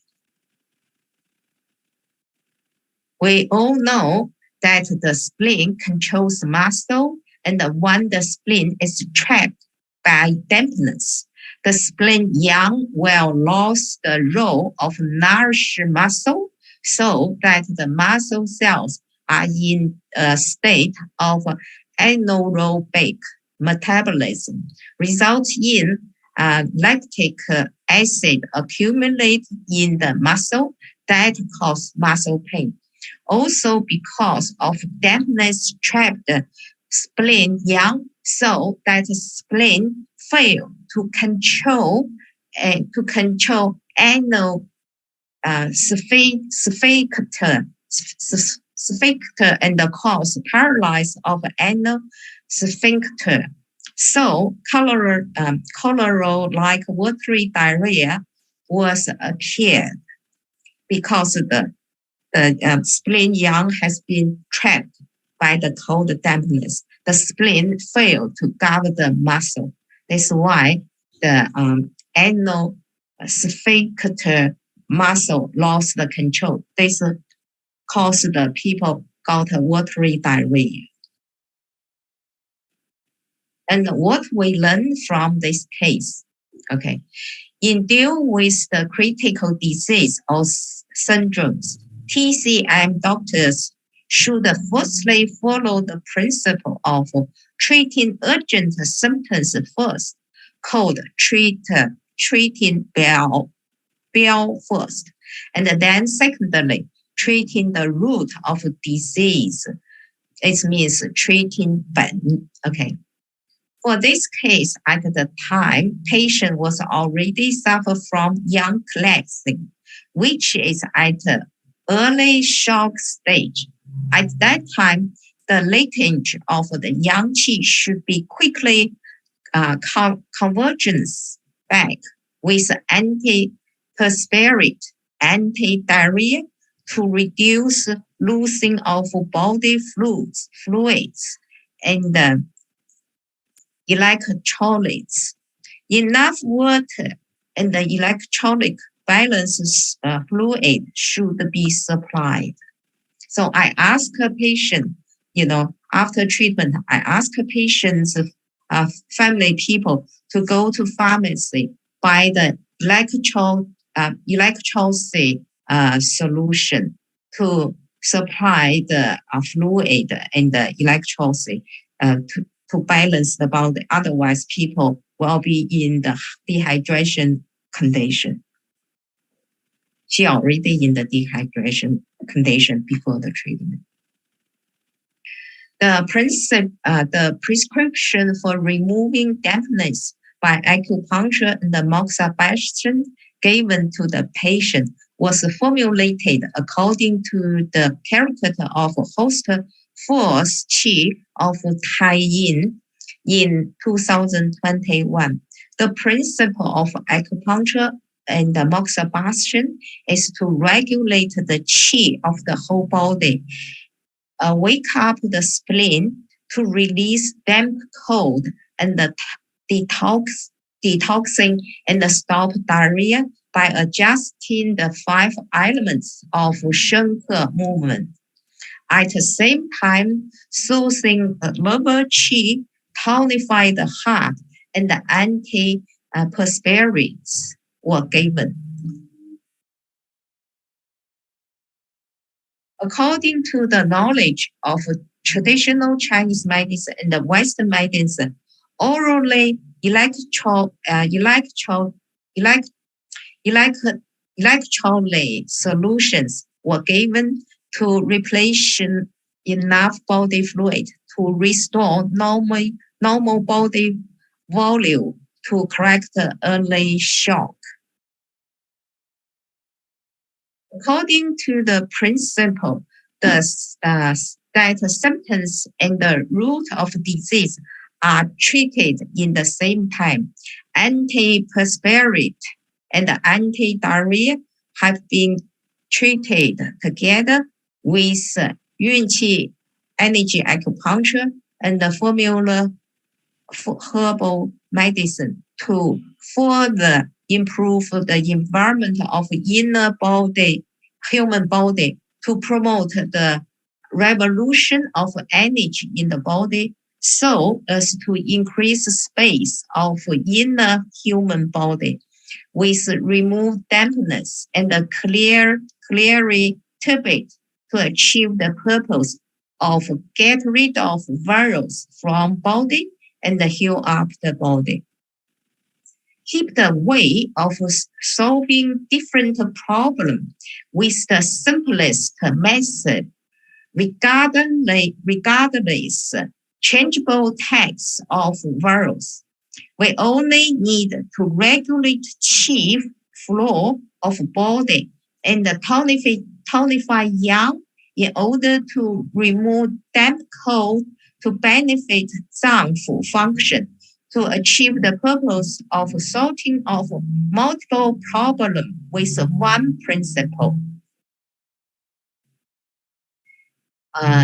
This is all the report, but from the report, we still find some little bit defectives because there is no time to have a laboratory test, such as the PCR test and the fecal culture to have objective data due to urgent cholera-like watery diarrhea that threatened patient's life. Actually, that time, the patient in the first, she calls some people, said, "Oh, I got this very worst condition. I can't get up from the bed." So the one said, "You should go to the hospital to have the test, see what's the problem you have." But the patient that time already in early shock stage. She can't get up from bed, and she called me. So I straightly gave her the formula of the acupuncture and the herbal medicine. If for us, we really want to have some objective data to support our treatment. But in that emergency condition, we can't ask people to go to the hospital. Maybe this time the patient on the way to the hospital, he will die. He already died. So in that time, because the patient is my student as well, so I said, do something as soon as possible to quickly control the diarrhea, okay? And this is what we do. After 3 days, the patient fully recovered and back to the night my class on internet. Okay, this is the report I give the people. If some people have some different opinion, welcome to point out. Thank you very much. 到时间了。我还有一点时间是吗？ Yes, yes, yeah. 那我用中文再说一遍，因为我觉得其实很多人想听中文。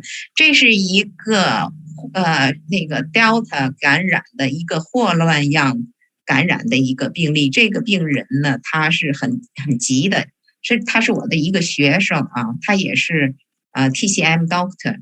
他那天晚上，他夜里他晚上给我打电话。一般我的学生很少给我直接打电话，他把他情况跟我说，说我李老师根本都不能起床，整个就是没有感觉，肛门括约肌完全没有感觉，没有腹疼，什么都没有，就是像水一样的往外流，根本都不敢起来，整个床都流满了粪汤子，也没有什么粪了，全部都是水。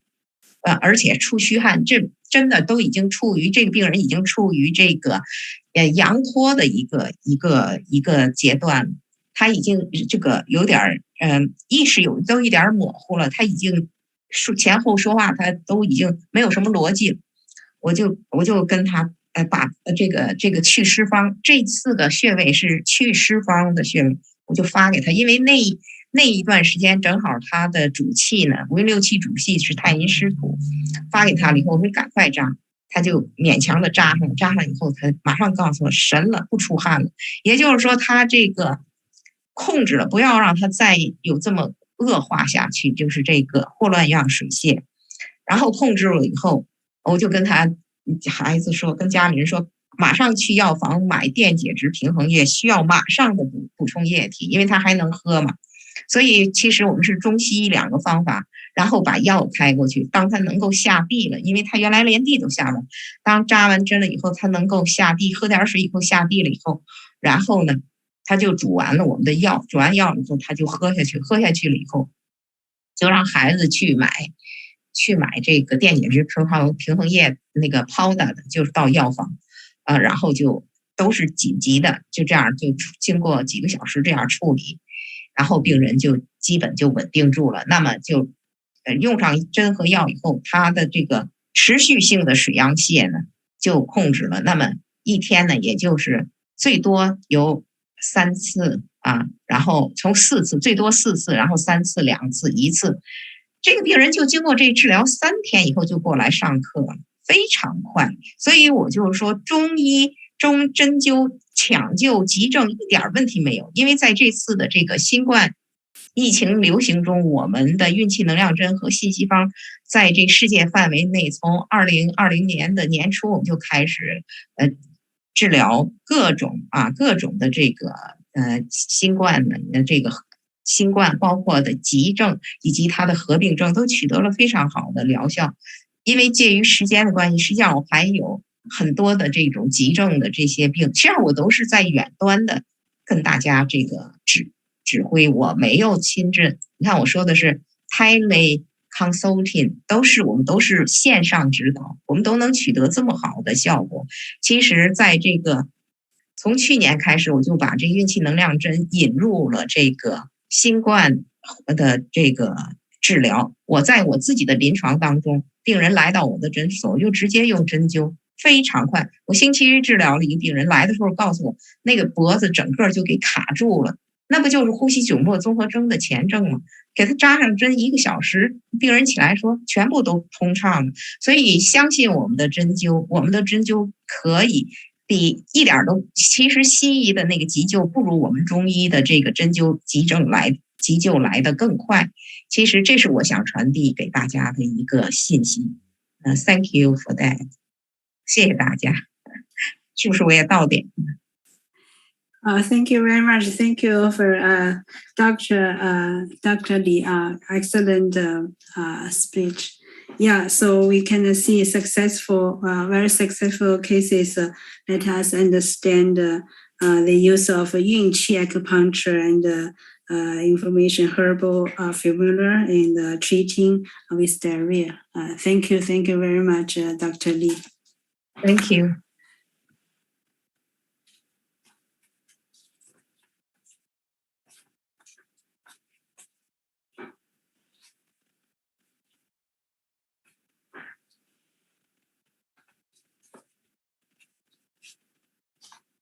Yeah, well,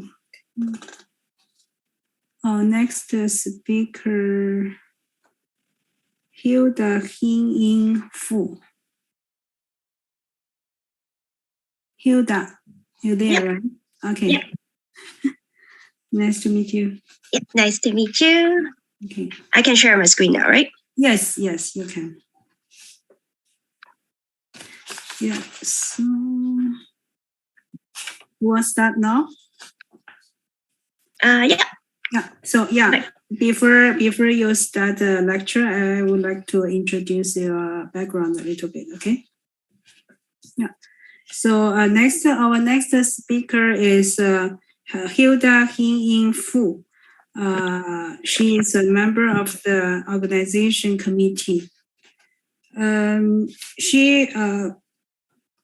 She is graduated in Guangzhou University of Chinese Medicine and doctoral PhD candidate in TCM Acupuncture and Tuina Central College School of Oriental Medicine.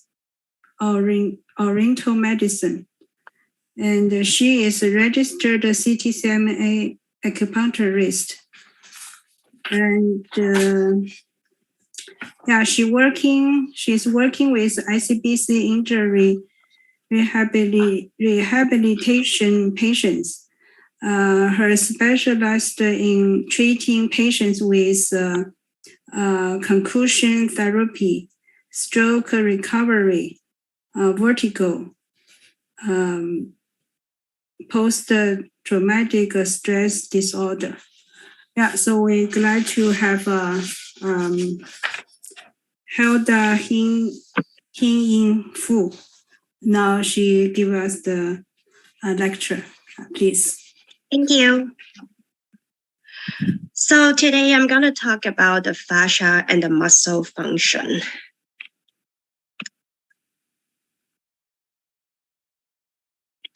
So hi everyone, my name is Hilda and I'm a PhD candidate at the Guangzhou University of Chinese Medicine.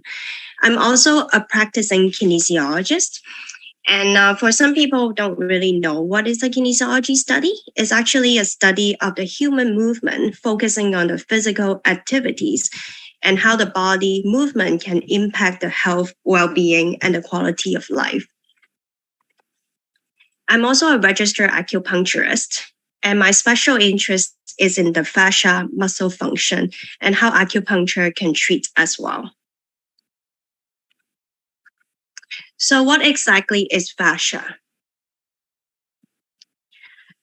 Fascia is a three-dimensional complex network of a connective tissue. It's like a sheet, bags, and string, and is usually underneath the skin to attach, enclose, separate the muscle and the organs. Fascia also surrounds and holds all the organs, blood vessel, bone, nerve, fiber, and the muscle in place. This network of connective tissue does more than just providing the internal structure. Fascia also has nerves that is almost as sensitive as the skin. Although fascia looks like one of the sheet tissue, it's actually made up of multiple layers packed with fluid underneath in between the layers.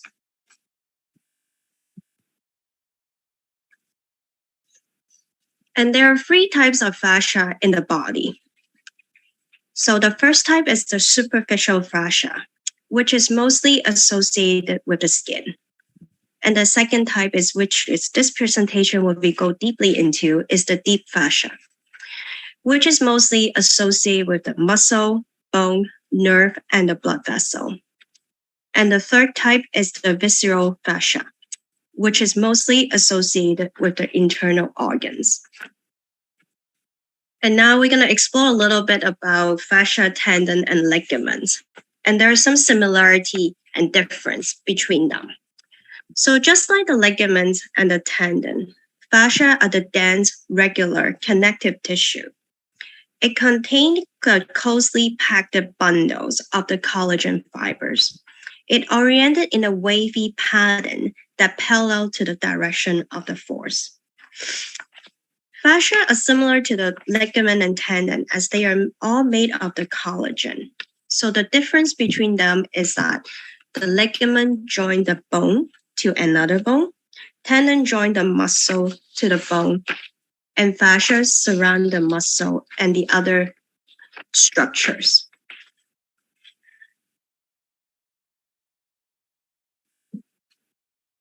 The sensory information of fascia. Fascia is one of the richest sensory organs in our body. It has a nerve ending and receptors in there. Also, fascia plays a major role in the proprioception and posture and the movement affecting our proprioception and coordination. Whenever we change our position or moving in any direction, the fascia tissue receptors actually deform and activated, sending this information into the spinal cord and the brain. So these messages are interpreted by our central nervous system. And then this descending information is related back to the muscle. For example, when we walk, there's a sensory receptor that is touched at the floor, and then it sends the ascending information to the spinal cord and the brain regarding the surface of what we're stepping into. And then the brain is able to interpret the information and letting our muscle, ankle muscle, knows that to adjust the positioning as if it's stepping onto the uneven surface.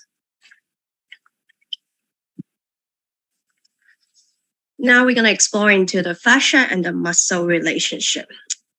Fascia is a structure that transmits mechanical tension generated by muscular activities or external forces throughout the body. An important function of the muscle fascia is to reduce the friction of the muscular force. By doing so, the fascia provide a supported and movable webbing for nerves and blood vessels as they pass through between the muscles. So the main job is actually to reduce the friction from the muscular force. Fascial tissue, particularly those that were similar with the tendon properties, are also able to store and release the elastic potential energy.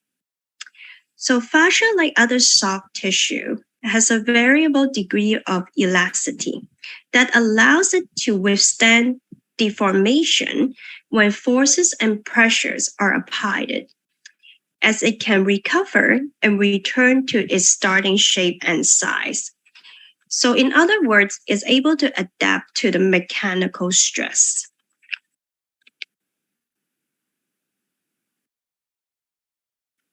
And there are functional fascia in the body. So fascia provide the movable wrapping around the muscle, tendons, and nerves. Sometimes a bundle of muscle with a different line of pulls are contained in one fascial compartment. And one well-known piece of fascia is called the plantar fascia. The plantar fascia is located on the bottom of your foot and stretches from your heel bone to the toes. And as you can see on the pictures, that it kind of stretches from the bottom to the heel. So it's one big band of fascia tissue. The thick band of fascia supporting your medial arch and gives the shape to the bottom of your foot. But it also serves as a very functional purposes. So for example, when we are walking, this plantar fascia is gently stretched as we are stepping and your toes are about to leave the ground. This stretching of the fascia stores the energy, and then the energy is released in your foot, comes up while you're stepping. So the fascia is providing this dynamic support for the medial longitudinal arch while the limb transitions from the heel straight to the toe off phase in your gait cycle.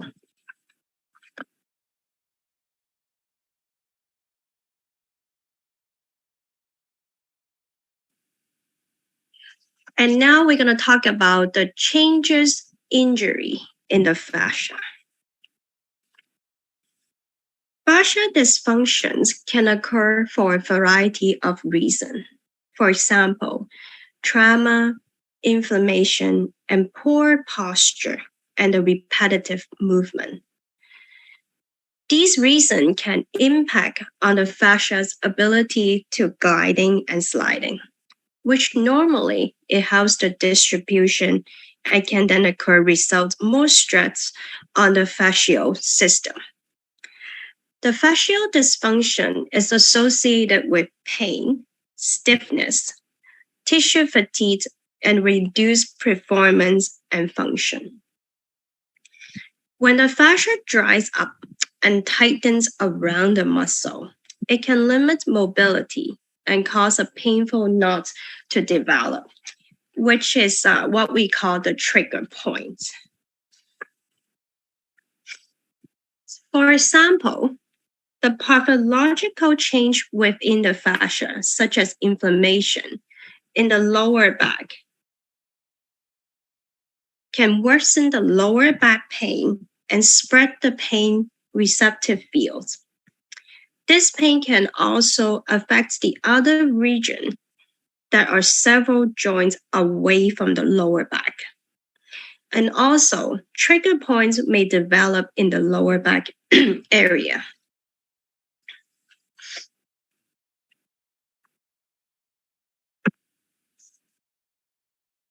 The symptoms of the fascial injury. Just like you can injure a muscle or tendon, fascia can also suffer the injury as well. Whenever a muscle or tendon is torn, the fascia around it may also become injured and torn. Sometimes overuse and overstress to your body can cause injury to the fascia as well. And the symptoms of the fascia injury is very similar to injury to the muscle or the tendon.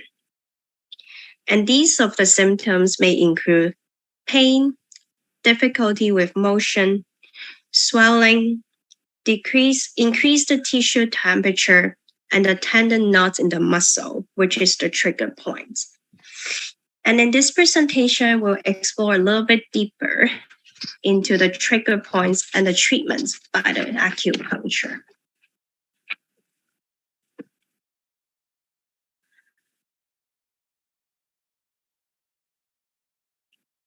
And there are also different treatments for the fascia injury as well.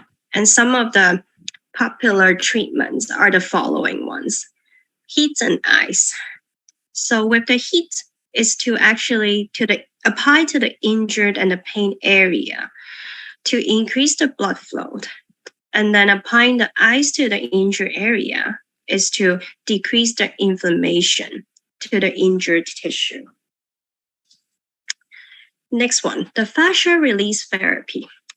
Fascia release therapy is a manual therapy that targets specifically the adhesion trigger points or the fascial lines in the body to decrease the pain arising from the sensitivity and tension in the fascia connective tissue.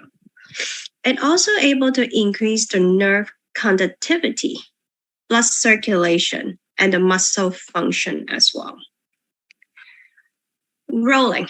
Rolling is a therapy that uses a tool such as a ball or a roller to break down the adhesion trigger point and to lengthen and realign the connected tissue for the pain relief and the better musculoskeletal balances. Next one, the myofascial cupping. Myofascial cupping is used as suction cups to separate the tissue using to increase the nutrient delivery, waste removal, to optimizing the muscle and the organ function.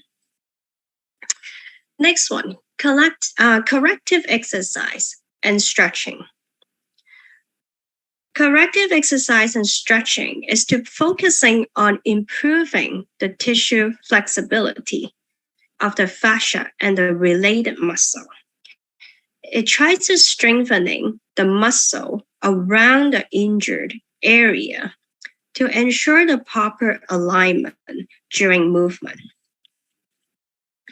Postural training can also help to relieve the myofascial pain by strengthening surrounding muscle to help the overworking one muscle and the related fascia.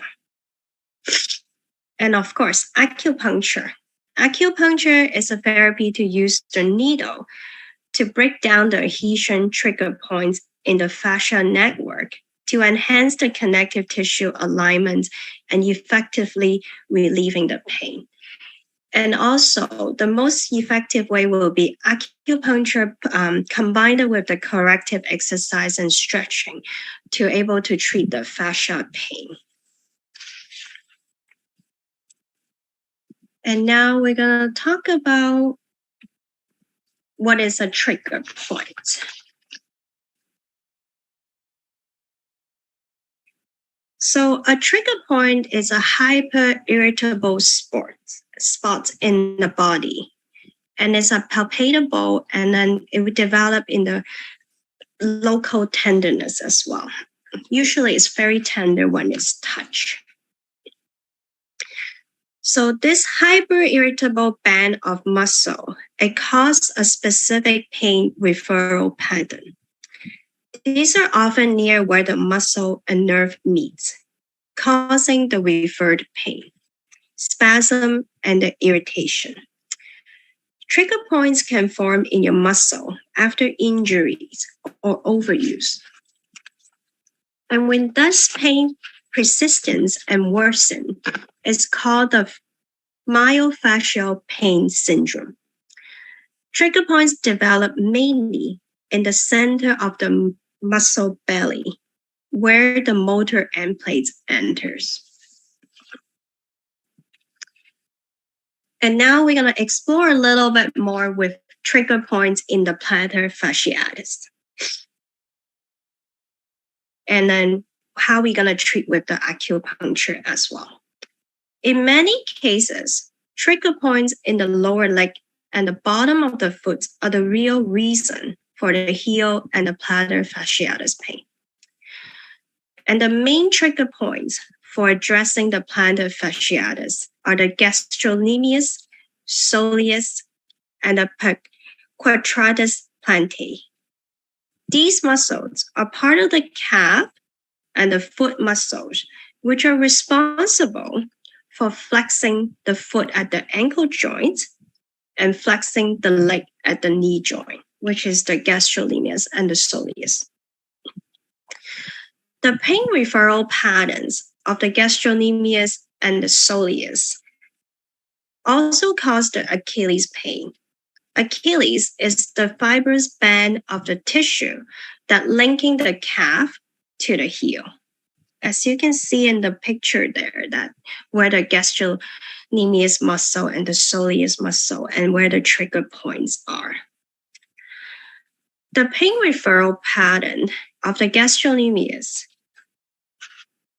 So now we're going to explore.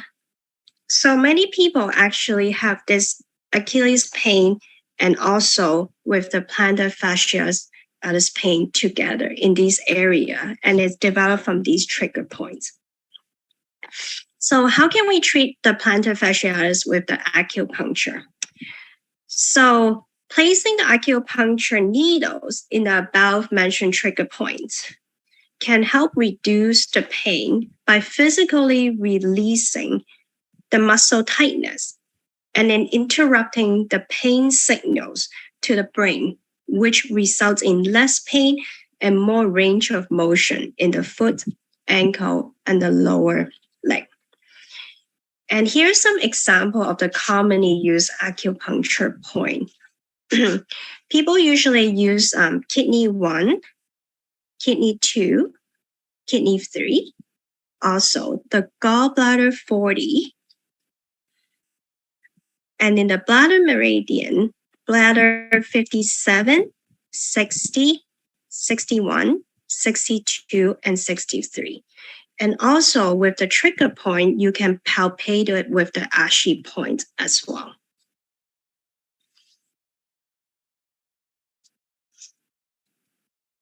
And now we're going to explore a little bit of the effectiveness on how the acupuncture can able to treat the plantar fasciitis. Acupuncture has shown to be an effective treatment for plantar fasciitis as it improves the plantar heel pain and inflammation through several pathways. It works by inserting the needle into the specific point to stimulate the nerve ending in the foot to promote the release of the neurotransmitters and hormones that regulate the pain and inflammation of the body. Research also suggests that acupuncture triggers the release of a substance called adenosine, which has the ability to promote the blood flow to the heel and the sole of the foot. And it also provides a strong pain relieving and anti-inflammatory effect. Acupuncture helps with the tissue healing also by stimulating the release of the fibroblasts. So fibroblasts are the cells found in the connective tissue that secrete the collagen proteins to maintain the tissue health and healing. Also, during an acupuncture treatment, the body releases its own endorphin, which are the natural painkiller in the body.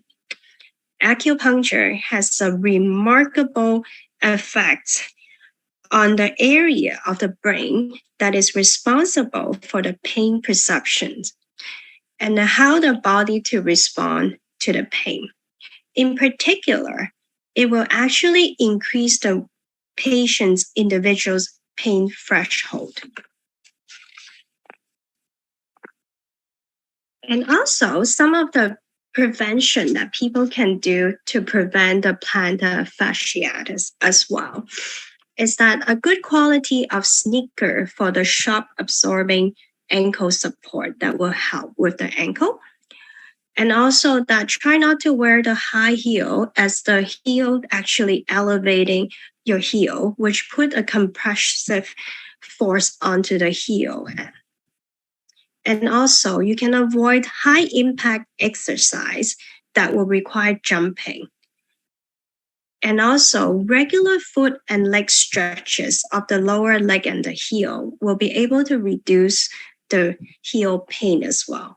And also one important one will be that losing any excessive weight will actually put less strain onto your leg, foot muscle, and the ligament as well.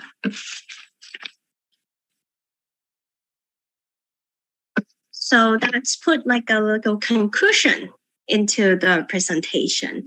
So in this presentation, we talked about what is a fascia and how can fascia be injured, what are the treatments of the fascia injuries, and how acupuncture is able to treat the effectiveness to treat the fascia injuries.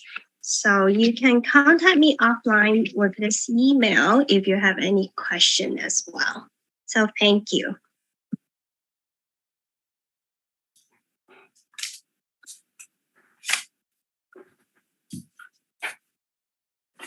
Thank you.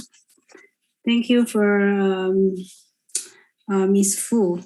Give us a very clear explanation about what is fascia and the muscle and how to treat the pain or injury related with the fascia and muscle, right? Yeah, very detailed and very clear. Thank you for your great speech. Thank you. Thanks.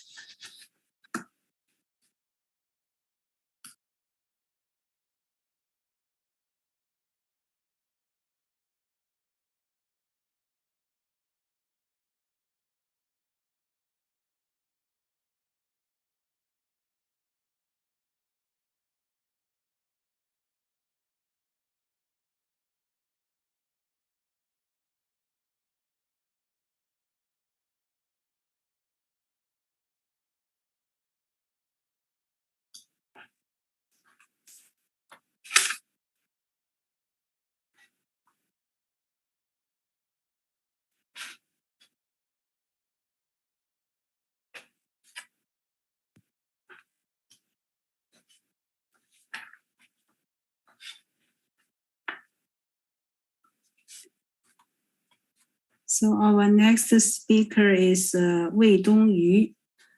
He will start at 3:30.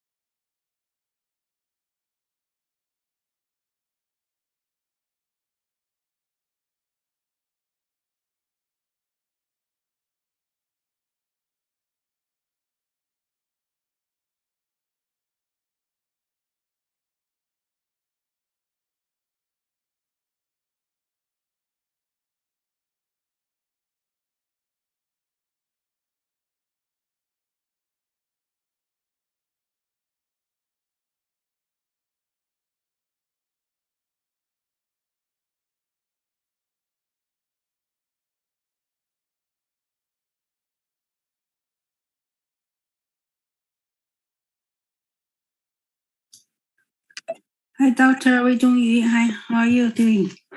Very good, very good. Thank you. Okay. Yeah. So, can we start right now? Yep. Okay. Yeah. So our next speaker is Dr. Wei Dongyu. He is a WTCM AW co-chairperson.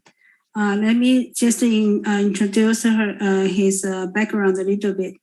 Dr. Wei Dongyu is a registered member, District 1 in BC.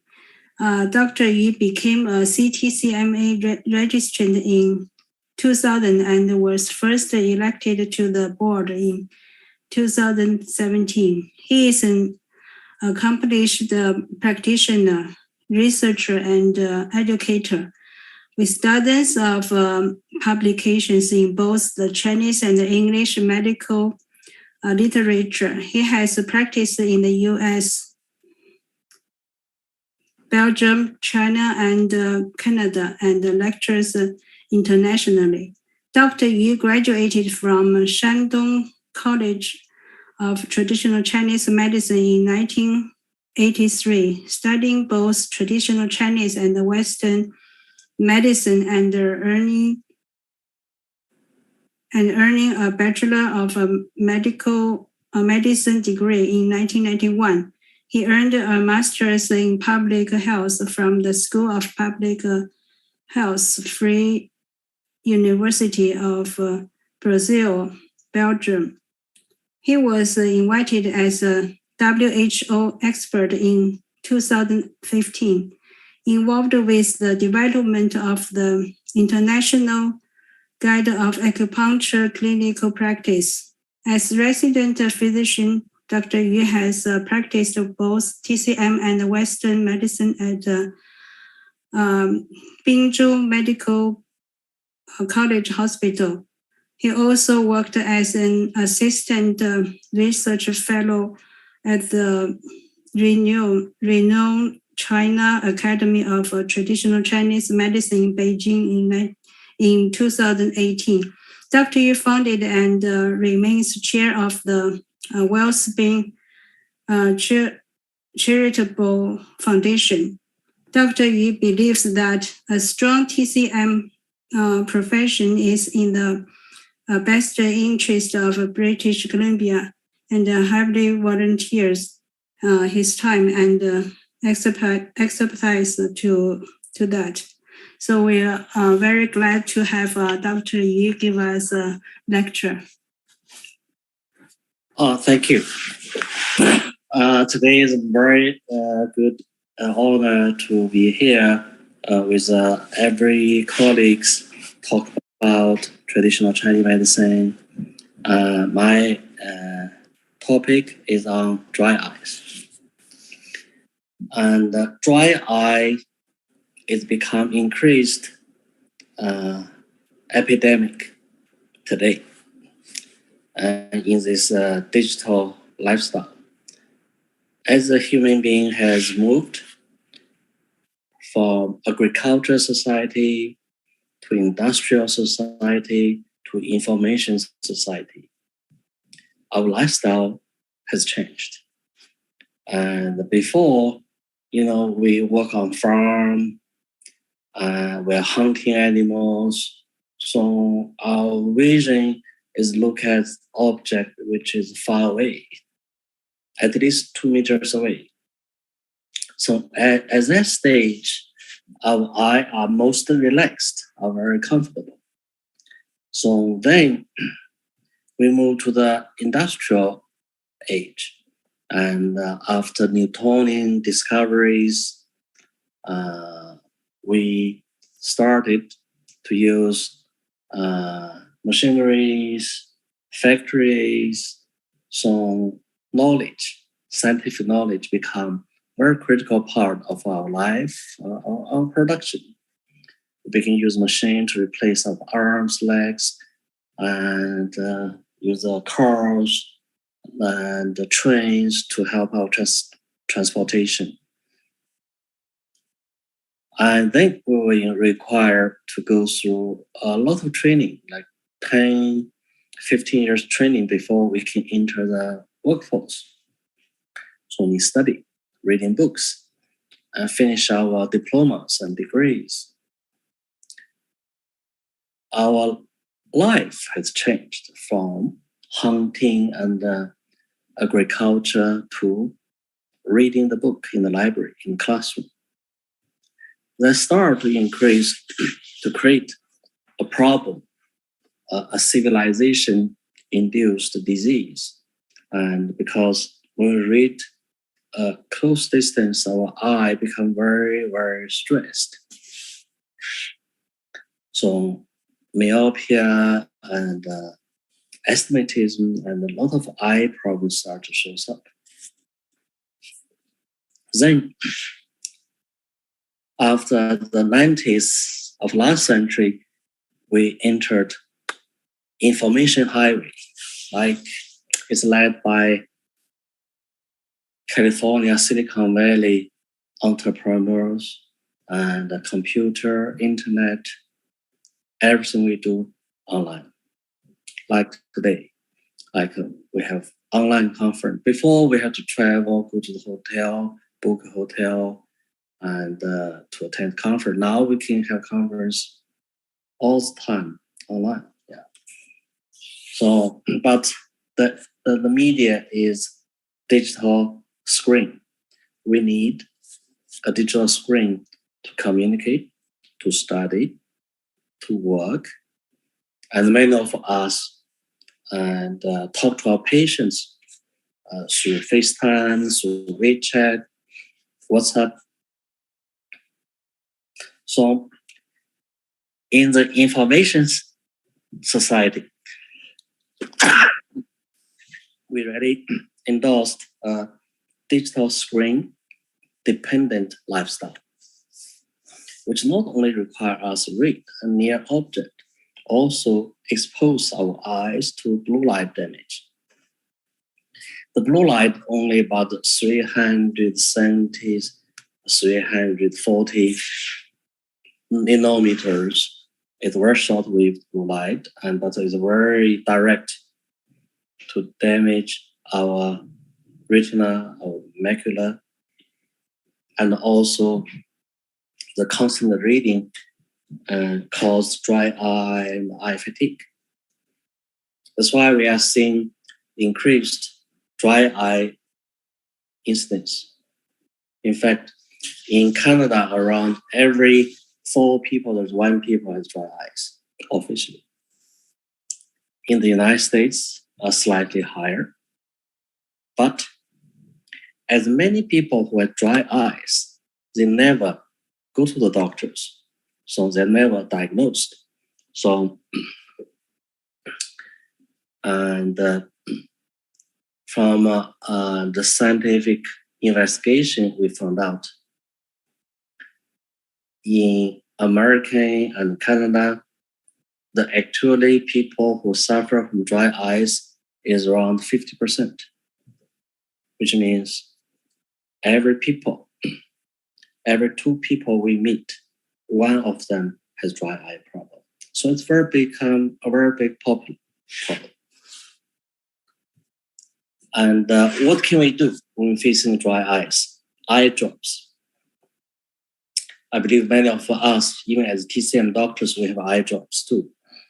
And however, eye drops only provide temporary relief from the symptom of dryness. Does not resolve the problem, as the problem underneath is we don't produce enough tears. Or environmental factors, our tears have poor quality, they evaporate too fast. So in order to have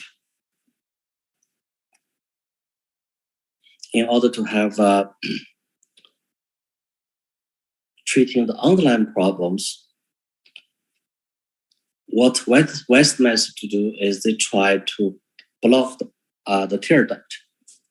So the tear does not drain out of eye socket, which is a very, very Newtonian thinking.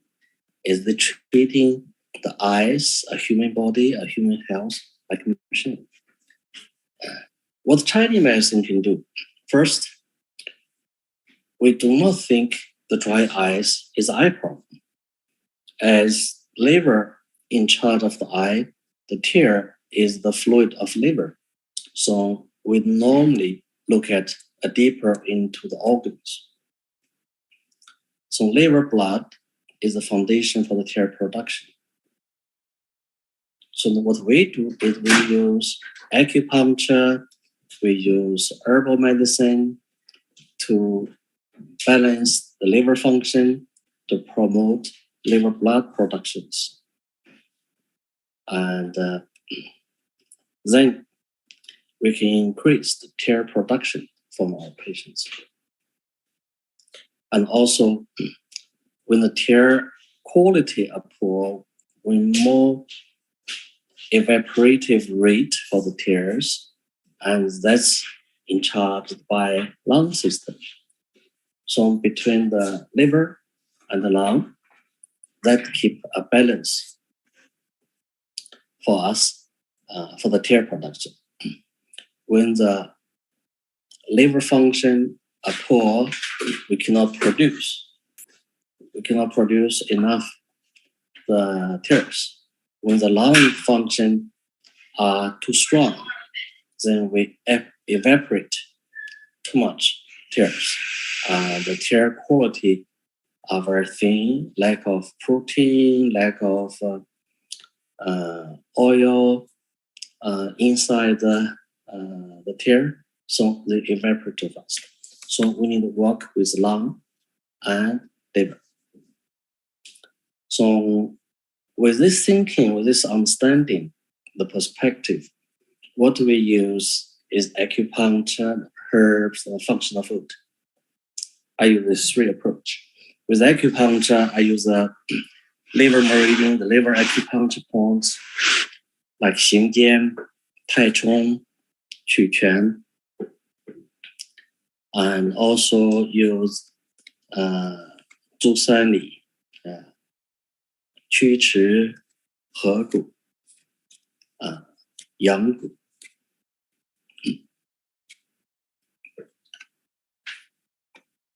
What this do? That help us to balance the liver function. Whether the large intestine, whether it's the gallbladder, and they all work with liver meridians. My patient often come to me say, after I give the acupuncture for dry eye patients, before I leave the treatment room, the patient often call me down, say, hey, doctor, you don't leave. I said, what's up? I start to have tear from my eyes now. That's how fast it works. It works within minutes of acupuncture needles inserted in patient body.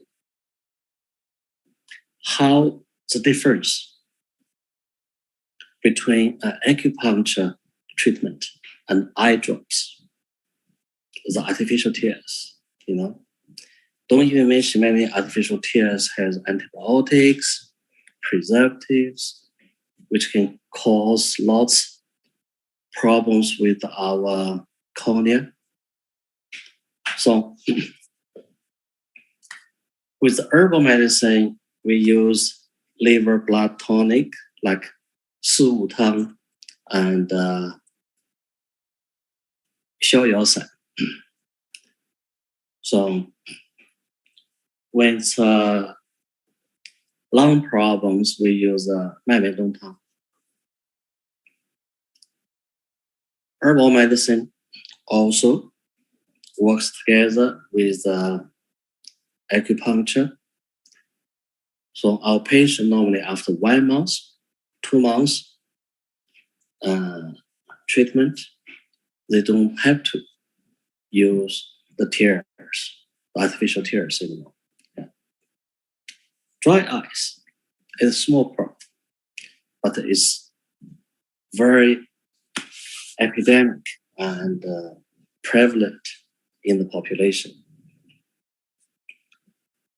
But if the dry eyes we don't take care of, early or take care of good, they can cause scars on cornea and lead to cornea neuralgia, which is a neurological pain caused by corneal damage. Those kind of pains is very stabbing. The moment you read, after 2 or 3 minutes, you start to feel eye pain. You cannot keep up with it. And some patients have to quit university. They cannot continue their study. Some have to quit work. They cannot continue work. So a small problem with a huge consequences to our life. If we don't take care of it, we may end up not be able to carry out this digital lifestyle. Or we call it digital screen dependent lifestyle. Traditional Chinese medicine is work like a gift to humanity, can really help the people all over the world to overcome this challenge from dry eyes and getting better. Certainly, the patient cannot go to doctors all the time. Yeah, we need to create something we can take care at home. What I personally did, I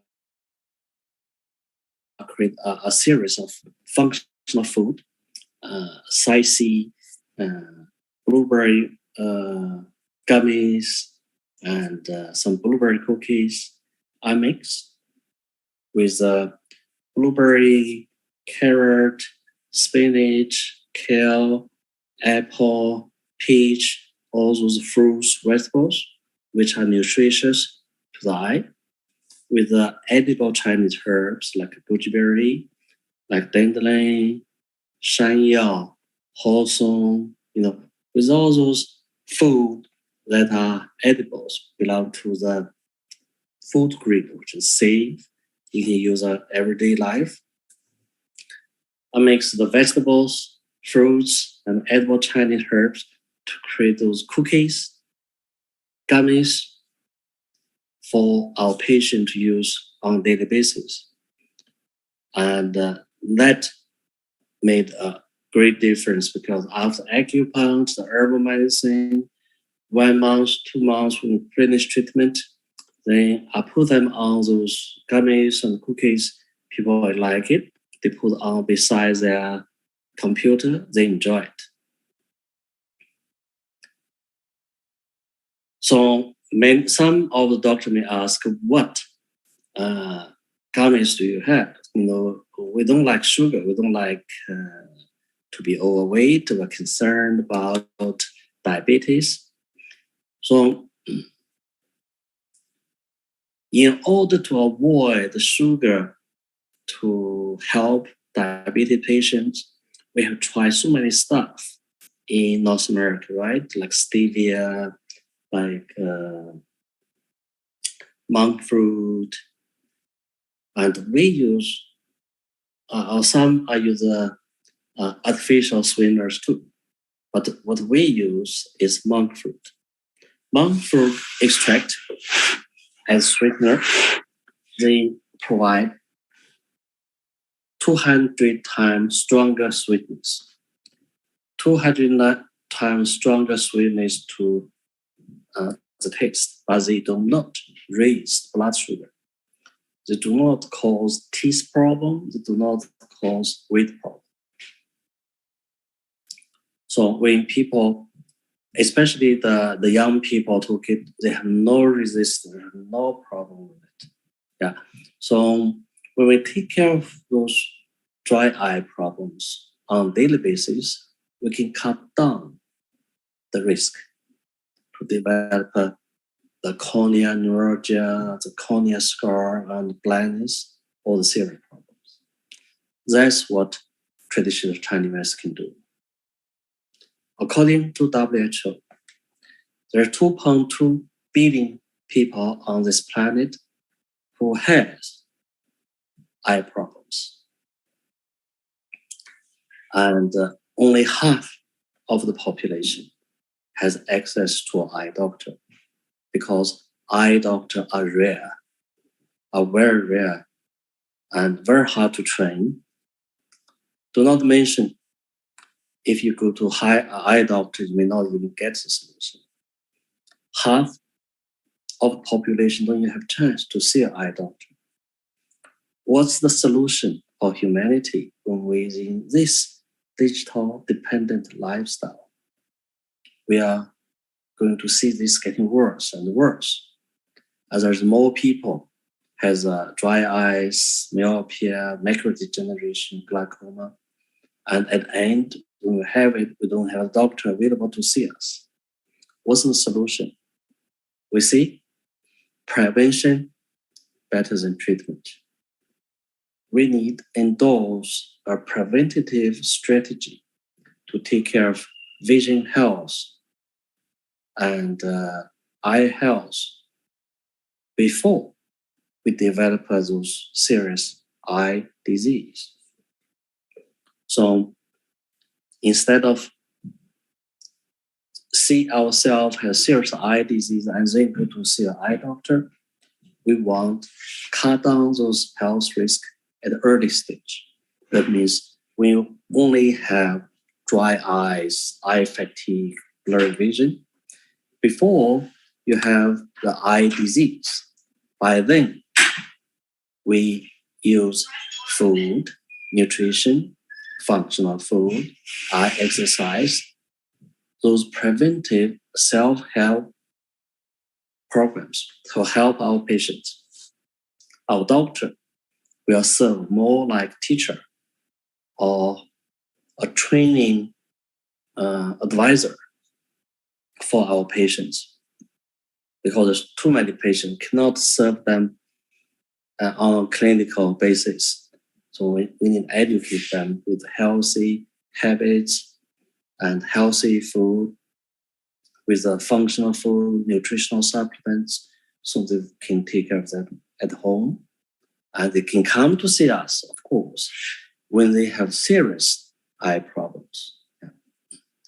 So traditional Chinese medicine in dry eye treatment, in dry eye prevention has lots to play.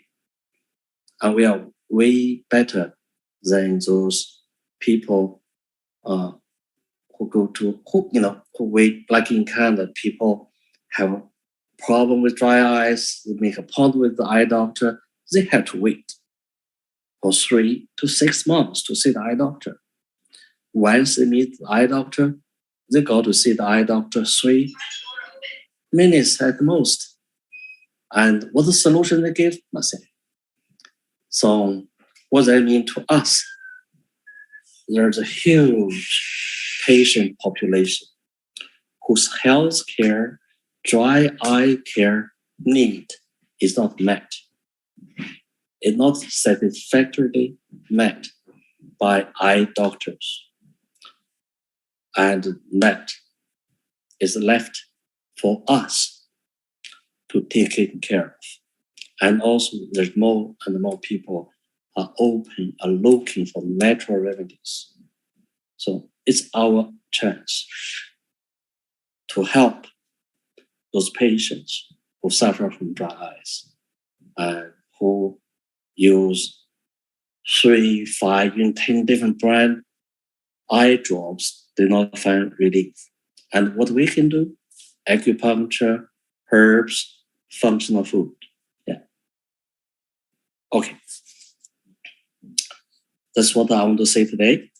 And I hope this can inspire many of you to look at the Chinese ophthalmology study and practice and take care of this increased population of patients. Thank you. Thank you very much for Dr. Yi and a very clear explanation. And like he said, it's now it's life change, right? Electronic products. We use lots of that electronic products. So, like he said, over only almost 50%, right? 50% of the population they have the dry eyes problem, and so Dr. Yi gave us a very useful information and the suggestion and opinions like we can use acupuncture, herbal, foods, exercise, water, everything it's all comprehensive protection of eyes. It's a very useful information. Thank you, Dr. Yi.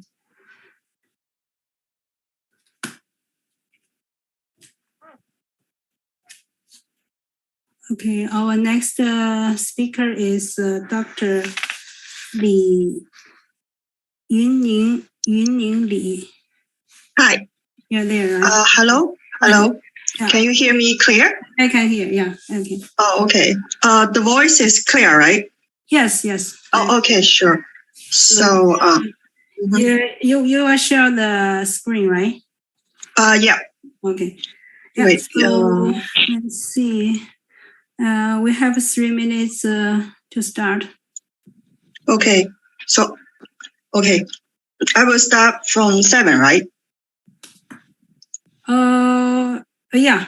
Here Okay. is from here is 4. Okay, let me try to share the screen first to see if it's okay. Okay. So can you see my screen now? Yes. Very Okay. clear. Oh, so I will just let it stay on the first page. Okay.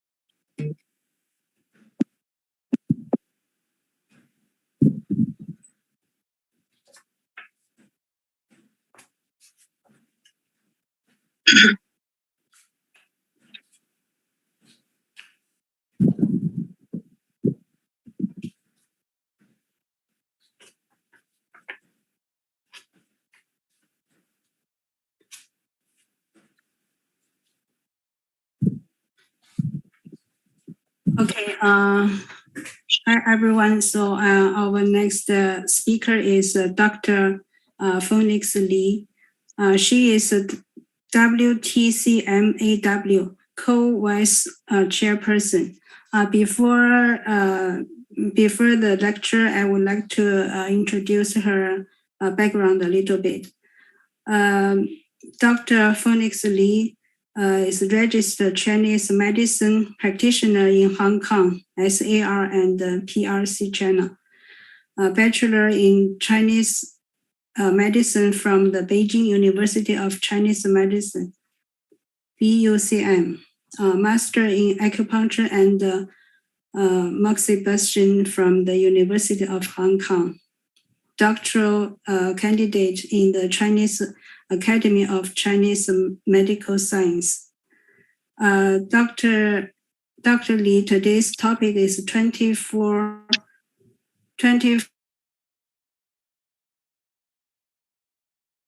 solar terms practice following the change of Dr. Li gave us a lecture. Okay, thank you. First of all, it's my great honor to be here, and I want to pay my gratitude to all the organization for organizing this event.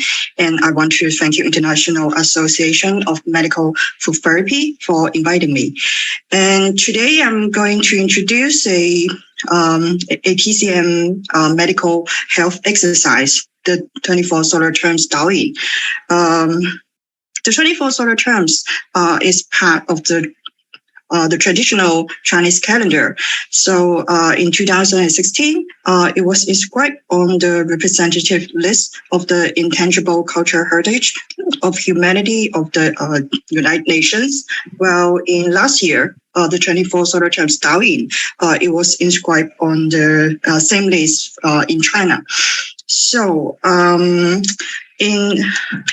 the traditional Chinese calendar is actually consists of the two parts, the lunar calendar and the solar calendar.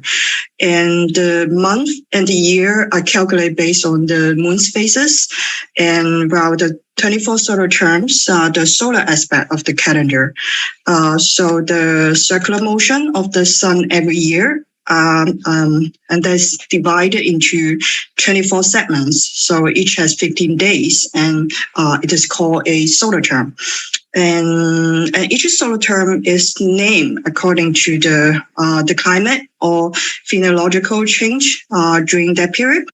And the 24 solar terms calendar, it was used to be very critical, and it was the essential guide for farmers in China in the past.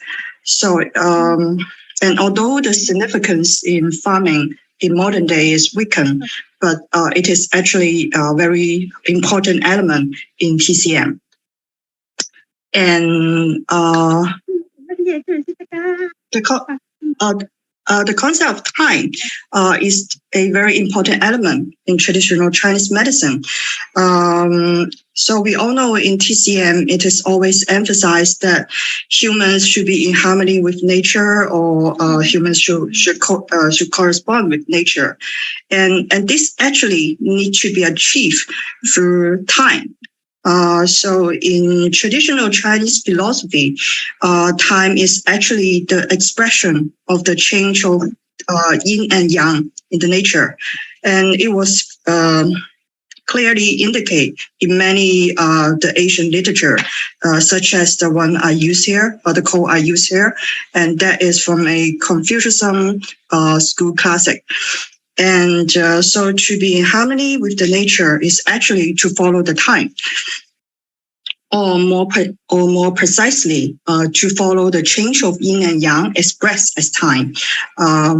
Because human is a part of the nature, and we are influenced in body and mentally by that. So therefore, how the time influence our health, including such as the seasonal changes or daily changes, and also how to maintain our health according to these changes, is one of the major topics that always been talked about in TCM classics. So, for example, in Huangdi Neijing, and there were many discussions about the time in different chapters, such as in 四季调神大论, and which they discuss specifically about the principle of maintaining the overall well-being according to seasonal changes, and that is time actually.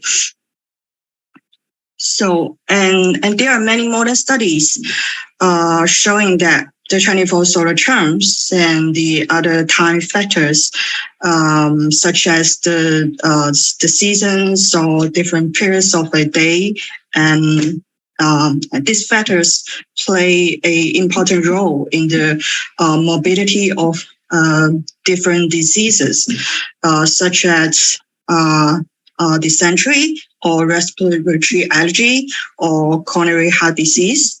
And also the incidents, and their incidents actually show specific patterns related to time. And also when we take the time factors into considerations, the efficacy of treatments improves, such as in COPD management or in gouty arthritis. And there is also a team, they study a large sample of the incidence of type 2 the primary hypertension and type 2 diabetes, and their results show that time is a very important factor in that. And these studies actually provide evidence for the impact of 24 solar terms on health, and also the time theories in TCM. So as for Daoyin, and we all know that, and there are many kinds of therapies in TCM. Such as the herbal formula, acupuncture, cupping, and gua sha, and so on. And we also actually have the health exercise, Daoyin. And Daoyin was recorded as one of the major therapies in 黄帝内经 and 金匮要略. And Daoyin has close connection of what we now know as Qigong. But for many people, the concept of Daoyin and Qigong are very confusing. And so I want to make some clarification here. And Qigong is actually a name for a series of the TCM health exercise. And this exercise have long been used in TCM to treat like different illnesses and different issues side by side with the herbs and acupuncture and TCM massage and so on. And the mechanism of Qigong from conventional medicine is not clear now and is yet to be investigated. And from the view of TCM, Qigong is a comprehensive practice that works on the overall well-being, including our physical body and the qi and blood within the body and the intangible mind. And the effect of it is hard to be substituted. So actually in ancient times, and this exercise were mainly some single movements or some brief procedures, which each having some special effect, and they were chosen and practiced according to the practitioner's symptoms or issues or constitutions.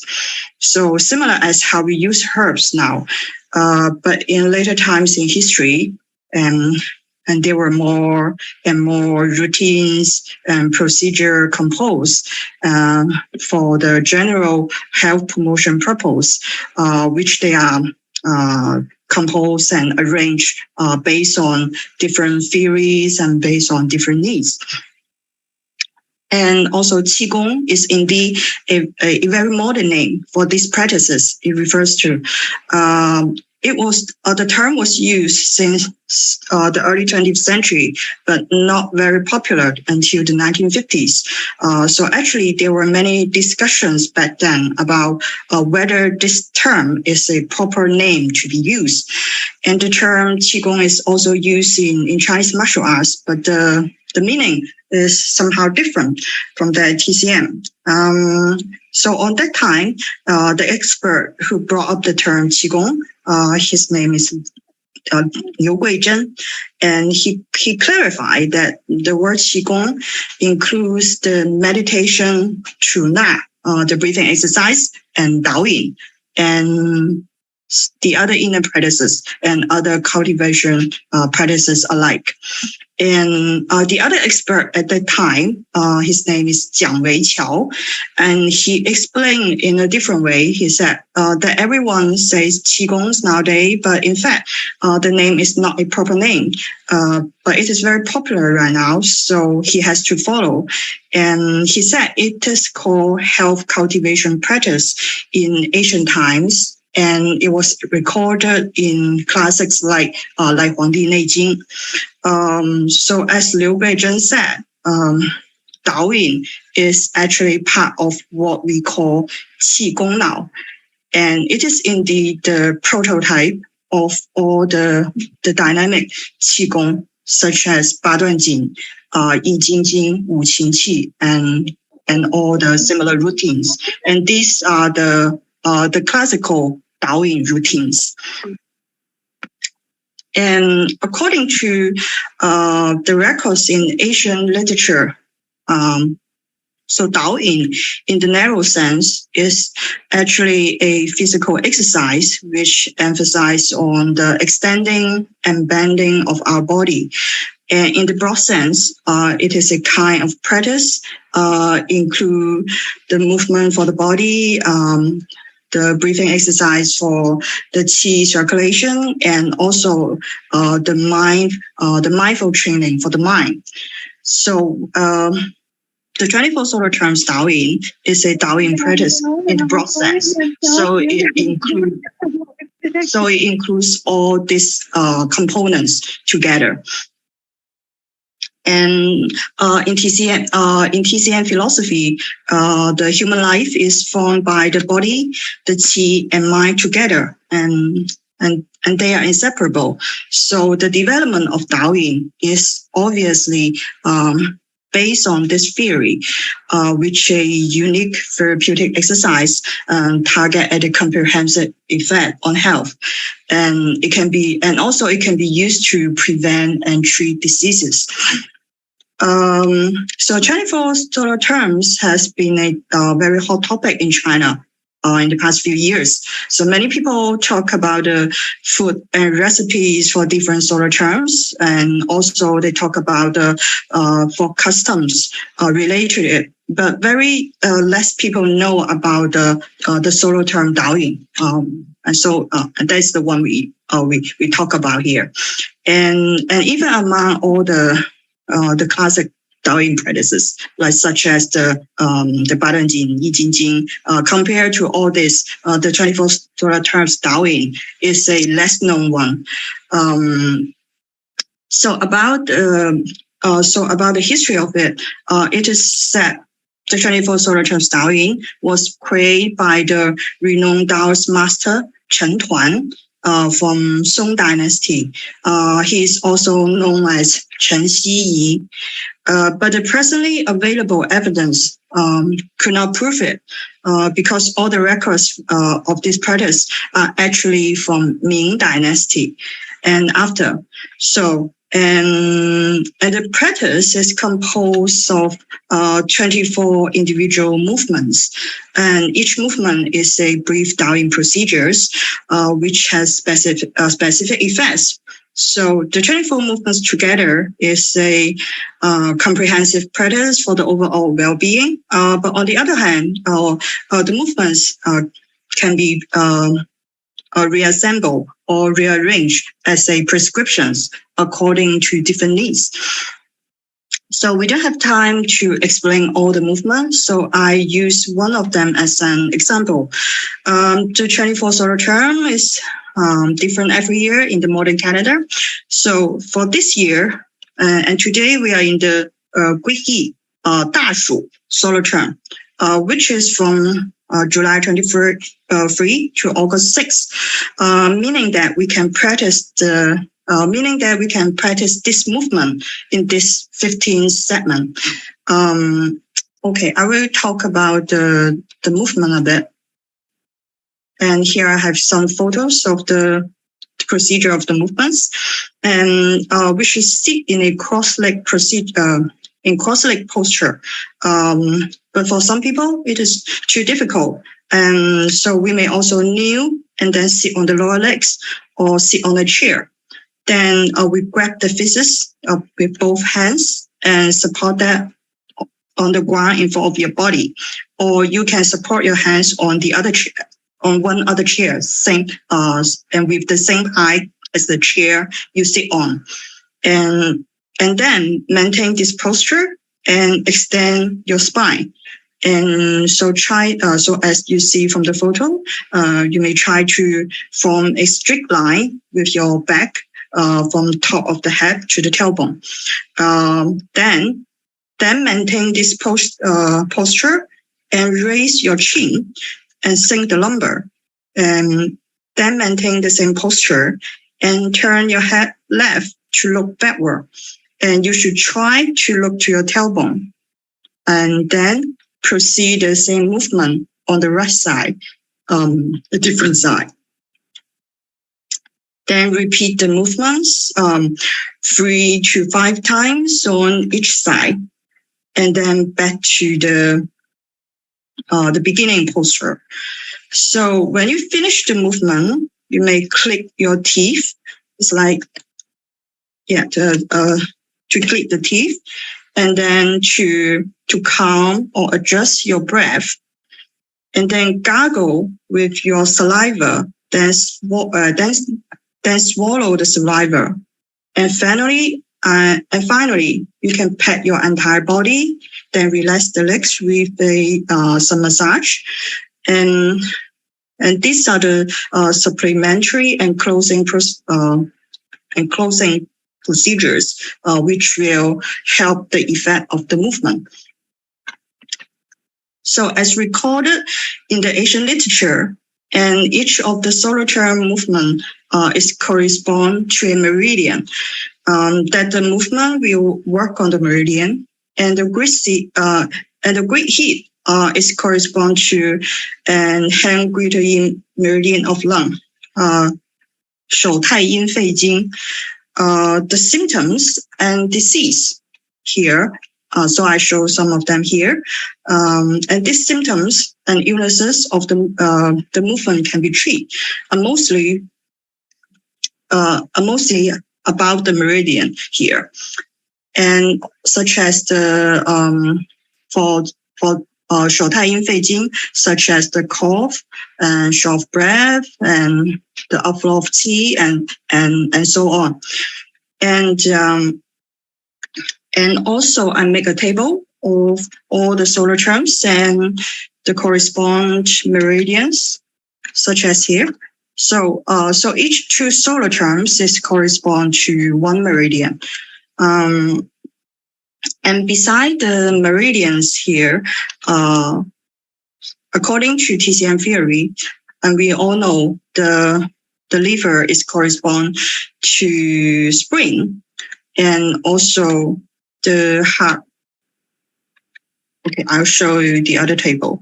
So according to TCM theories, liver is corresponded to spring, and then heart is correspond to summer, and lung to autumn, and kidney to winter.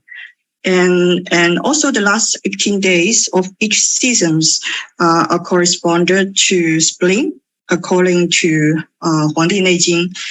And based on these theories, the great heat movement, and they also work, and this movement, it also work on the spleen. So the TCM spleen, we all know, is responsible for digestion, transportation, and transformation of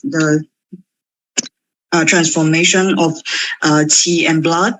So the movement of great heat can influence the body and the organs within by exercising the spine, and that which cover the functioning of spleen. So when we use for Daoyin prescriptions, beside the each solar term movement and the routine practices, we may also choose different movements, such as here from according to meridians or according to different 5 zang, and we can choose these movements according to symptom differentiation from TCM, and based on such theories to rearrange a new prescription, because we have so many movements here, so we can do that.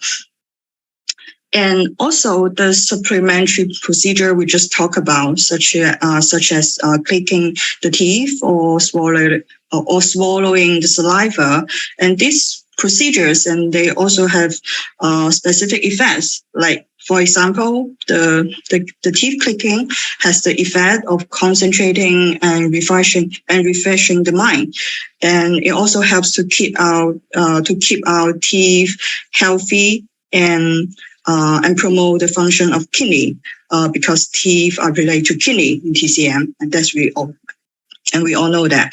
And gargling with saliva and saliva swallowing, and these two are usually two steps of a single procedure.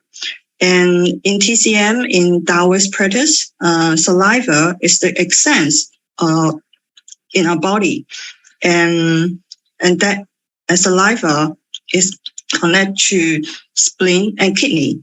So the saliva produced during Daoyin or such as meditation and other similar practices is very precious to us, and they are very nourishing for the five zang. So because of the time, so I just want to give a brief introduction here. So and that's a topic I've done a lot some researches on. So, and actually the theory behind is much more complicated and than what I just share about. And because the 24 solar terms is actually a critical time interval in the 5 circuits and 60 theory, 五运六气 of TCM. So, and 五运六气, and this theory has drawn like increasing attention in the past few years, and because in COVID-19, because the system is very useful for prediction and treatment of the some epidemic like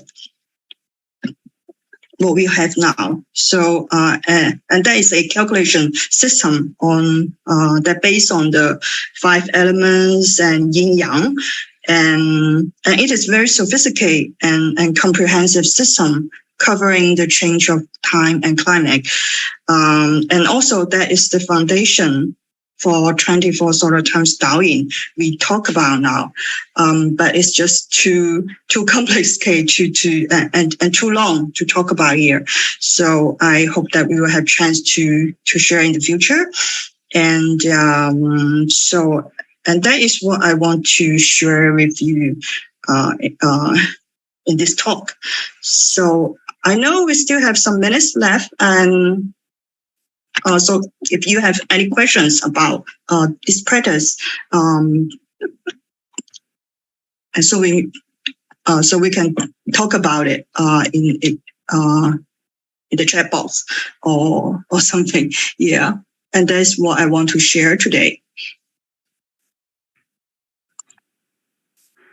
Thank you, Dr. Li. Very clear and lots of contents we have to. Maybe a bit rushed. I'm sorry, I talked too fast. Yeah, it's clear. It's very clear, and the movement of the Daoyin. We can see how to do the Daoyin. So yeah. very useful, and maybe it's very practical, right? And yeah. So thank you very much for your wonderful speech. Okay. So thank you. Thank you very much. So I will stop my share of screen now. Okay. It's okay? Okay.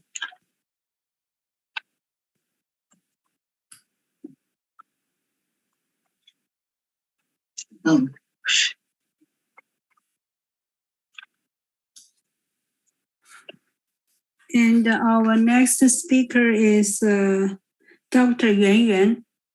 Are you there? Or maybe she's not online.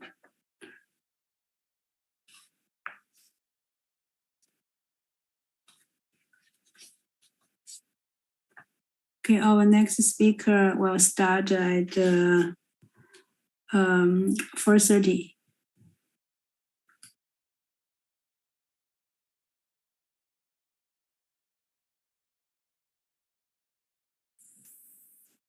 曲老师你好，那个演员的录音是请你们播放，他怕他的信号不好，谢谢你，跟大飞讲了啊。OK，是录音哈，好的。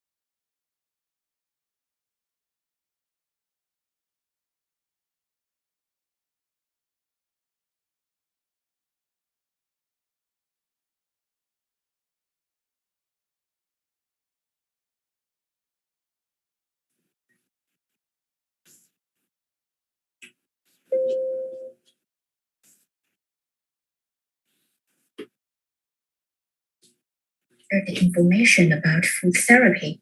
Hello, everyone. I am Yuan Yuan. I'm glad to share the information about food therapy in traditional Chinese medicine with you. My speech title is Eating Wisely, Culture of Food Therapy and Life Nurturing for Women. The talk has two parts. Part 1 is overview of food therapy and life nurturing. I will introduce the concept, effect, and principle of food therapy and life nurturing. In the second part, you will know some specific diet recommendations in different.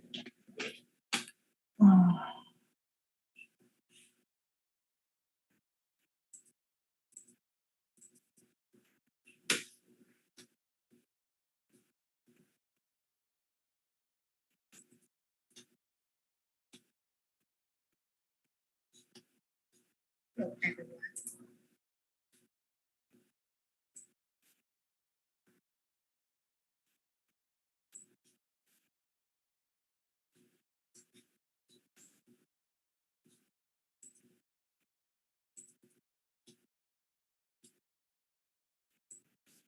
Okay, so we can okay, we have the video of the Dr. Yuan Yuan, right?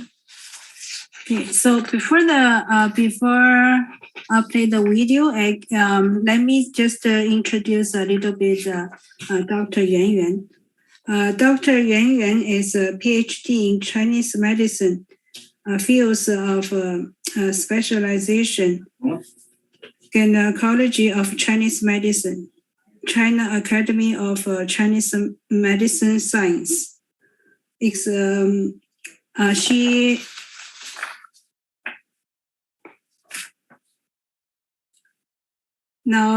is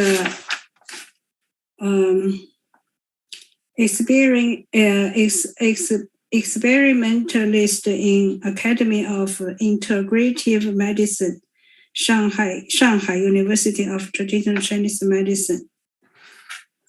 Okay, so let us to watch the video of Dr. Yuan Yuan.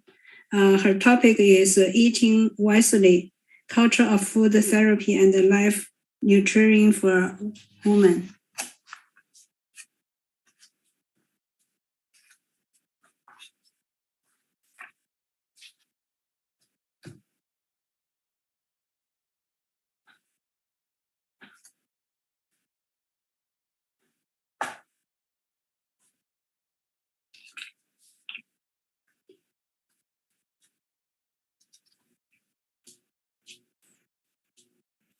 Hello, everyone.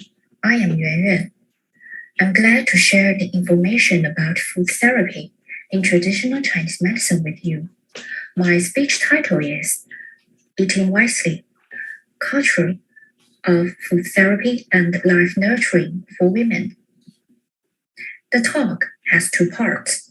Part 1 is overview of food therapy and life nurturing. I will introduce the concept, effect, and principle of food therapy and life nurturing.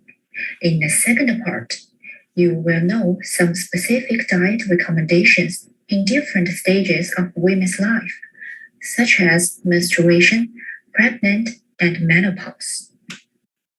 Well, let's begin. Part 1 is the overview of food therapy and life nurturing. First of all, we should know some concepts. Life nurturing is to use traditional way to promote health, prevent disease, and enhance longevity. It's also called health preservation. The methods contain qigong, meditation, etc. Food therapy is one of the life nurturing methods. It's to use the characteristics of food to regulate body physical functions under traditional Chinese medicine guidance. In TCM, food is more than provide us energy and nutrient. More important, it can correct body disharmony by using its own character. In this level, food has the medical function. We call it homology of medicine and food. There are 3 food effects in traditional Chinese medicine. The first one is to replenish qi and blood, to tonify viscera and bowels. That means to increase the healthy element in our body. For example, tremella can tonify qi and engender fluid. Chinese yam can notify the spleen and replenish qi. The second one is to treat excess vitalization and eliminating the pathogenic factors. That means to drive the unhealthy element out of body. The examples are like Hall can promote digestion, remove body food retention, and quack seed can induce diuresis to alleviate edema. The third function is to modulate yin and yang, such as mutton can warm and tonify yang, lily balms can enrich yin. So, what's the medical effect of food in traditional Chinese medicine? There are 3. If we eat well, the proper food can help us to notify viscera and bowels to avoid illness, and will prolong human life expectancy and observe the anti-aging effect, and could treat some diseases. There are 4 ways to benefit in food therapy. The first one is warm tonification in the lower left corner. It means to use food to increase yang in body and warm body. Dried longan and Chinese date belong to warm tonification food. In the upper right corner, we see cool tonification. It means to use food to increase yin and decrease yang fire in body and make body feel cool or calm. Bitter gourd and watermelon belong to this kind. If a food is not warm nor cool, it belongs to neutral supplementation, such as honey and yam. This kind of food always can tonify qi and blood. If the disharmony is too obvious, we can use the method of drastic supplementation. It's like mutton. Use mutton with spice to warm yang qi. Use soft shell turtle to tonify yin. Well, we know different foods have different characteristics, but how to distinguish them? We can differentiate them from 5 flavors, 4 qi, and meridian entries. 5 flavors are the 5 tastes of food or drugs. They represent the basic actions acting on our body of the food or drugs. The first flavor is sourness. Smoked plum, using for plum syrup. Lemon and haw are sour taste. The function of this kind of food is astringent. It could arrest discharges due to insecure healthy qi and declined visceral function, which means it can help to decrease unnecessary sweating, relieve hyperuresis, and mild diarrhea. Bitter gourd, citrus leaf mustard are all have bitter taste. They could clear heat, purge fire, and detoxifying. Try to use them when you have acne, yellow urine, and or feel annoyed. It's obvious that maltose, Chinese date, and pumpkin are sweet. In traditional Chinese medicine, sweetness can tonify healthy qi and relax tension.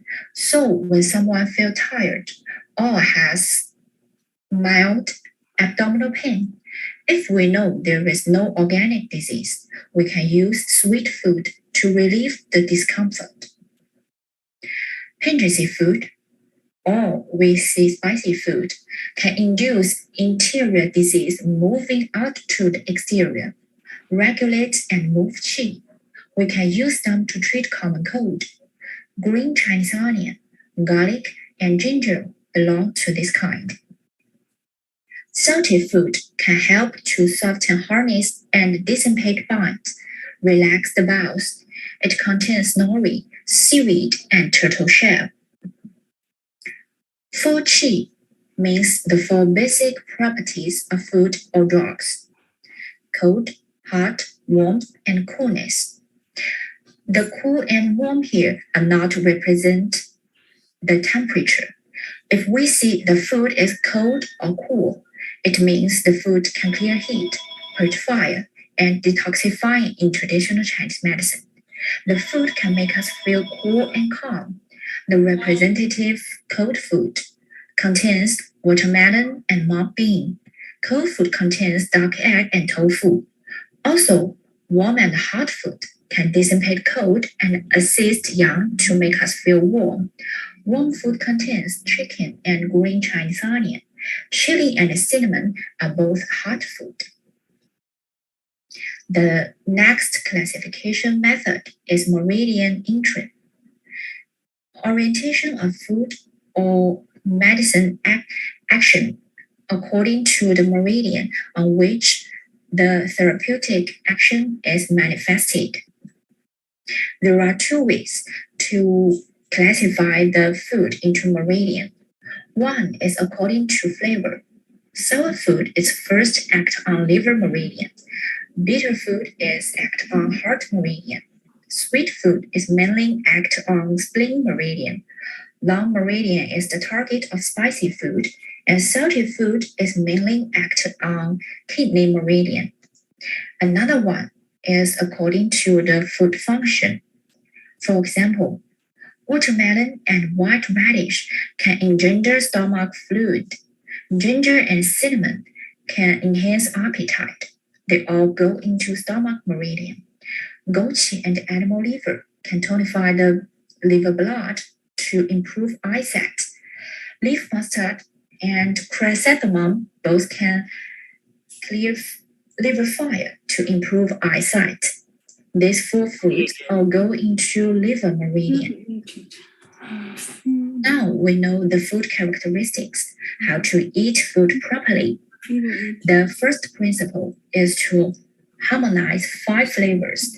It means we'd better not have a partiality for a particular kind of food. This Chinese code says we should take different cereal as nutrient, take different fruits as assistants, take different meats as beneficial ingredient, take different vegetables as supplement to get balanced nutrition. The second principle is eating regularly and moderately. Don't starve yourself or eat too full. Then we must pay attention to dietetic hygiene to avoid foodborne diseases. The next is we'd better eat proper food according to the right location, timing, and fit our body constitution. It's like if someone is lack of yin and easy to get flush or thirsty, then he'd better not to eat too much spicy food. After we knew the basic information about food therapy, now we can move to the second part, culture of food therapy and life nurturing for women. Firstly, we should know the physiological feature in different stages of women. Now we see the menstrual physiology in TCM. There are 4 conditions in menstruation. In premenstrual period, both yin and yang are exuberant. Women are easy to be cross. In menstruation, extreme yang began to converse to yin. Yang grows in post-menstrual period. And in ovulatory period, yang starts to grow from extreme yin. When women get pregnant, yin and blood are used to tonify breast to prepare milk production and pour downward to nourish fetus. These changes may lead to several conditions, such as keeping essential qi in uterus will result in menorrhea. Deficiency of qi and blood will lead to fatigue and mild dizziness. Stomach shape falling to bear downward can cause nausea and vomit. Yin-yang qi and blood disharmony will cause further metabolic disorder, such as thyroid dysfunction, carbohydrate or lipid metabolism disorder. There are two conditions after giving birth.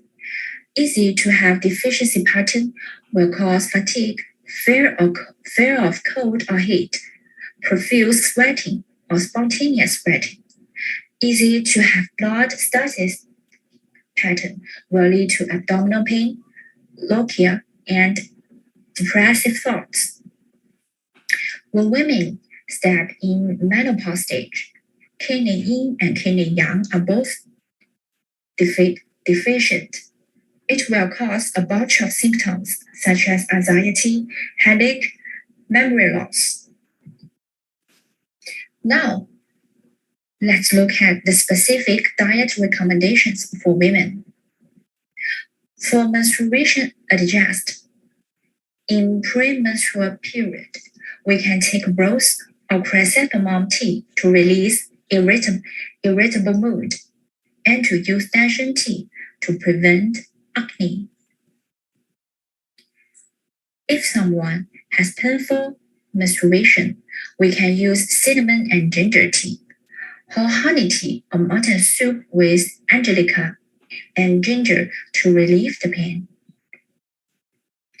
If you have mild diarrhea during menstruation, you can take white bean porridge with yam and stewed pork stripe with lotus seed to strong your spleen and stomach. It's easy to feel fatigue in post-menstrual period because of qi deficiency. We can take yam porridge with huang qi or chicken soup with wuzhi mao tao to nourish qi. Ovulatory period is the important time for getting pregnant. The key point is to active blood move to facilitate ovulation. Steam walnut with yellow rice wine and chicken soup with dangshen, danggui, and xiangfu both have this efficacy.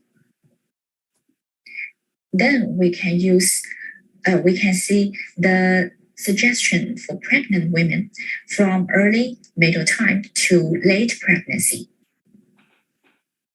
There are several routine suggestions for women in early pregnancy. The most important one is folic acid. Lack of folic acid may lead to neural tube defects, bifid spine, or an encephalus.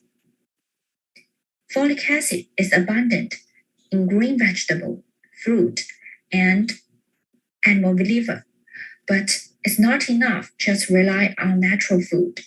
So women should take folic acid supplement 400 microgram per day at least 3 months before pregnant. Another important element is iron. Lack of iron may lead to premature birth, low birth weight of newborn, and pregnant women may not gain enough weight. Iron is abundant in red meat, animal liver, and animal blood. Vitamin C facilitates iron absorption. Fired pork liver with green pepper and fired duck blood with zinc are good choices to replenish iron. Iodine is also very important for pregnant women. It's necessary to thyroid function, which related to the intelligence development. Iodine is iodized. In iodized salt is not enough for pregnant women, especially in iodine deficient area. So pregnant women should take at least 1 meal with rich iodination food per week. We can choose mussel, kelp, and seaweed. We know that Women in early pregnant stage are easy to have nausea or vomiting. She can take ginger glutinous rice porridge for spleen insufficiency pattern, or take dried orange peel ginger tea for liver qi invading the stomach pattern. Women can replenish DHA after mid-pregnancy from natural food. DHA is good for fetal brain and retina development. It's abundant in deep-sea fish like codfish, hairtail, sorry, and yellow croaker. It's better to eat deep-sea fish meal 2 to 3 times per week. Another important one is calcium. Lack of calcium is bad for blood pressure control in pregnant women and may lead to fetal rickets and fetal soft score. Pregnant women should take at least 500 millimeter milk per day. Constipation is the common symptom occurs in pregnant women. If someone has normal faces but needs much training to evacuate, she could take sweet potato porridge or honey milk. Dry feces is always ascribed to yin deficiency. We can use pine nut sugar and have seed porridge to relieve. After giving birth, there is a 42-day puerperal stage. It can be divided into 3 parts. The first week focuses on expelling. The importance of second week is regulating to harmony. From the 3rd week to the end, we focus on tonifying. In the first week, facilitating the exclusion of lochia and uterine contraction is important, and there is no need to promote milk production through diet. If so, it may lead to mammary gland blockage. Lean pork soup with angelica and ginger and millet congee with brown sugar is suitable. In the second week, we may eat some food to promote milk production, but still need to avoid high-fat diet.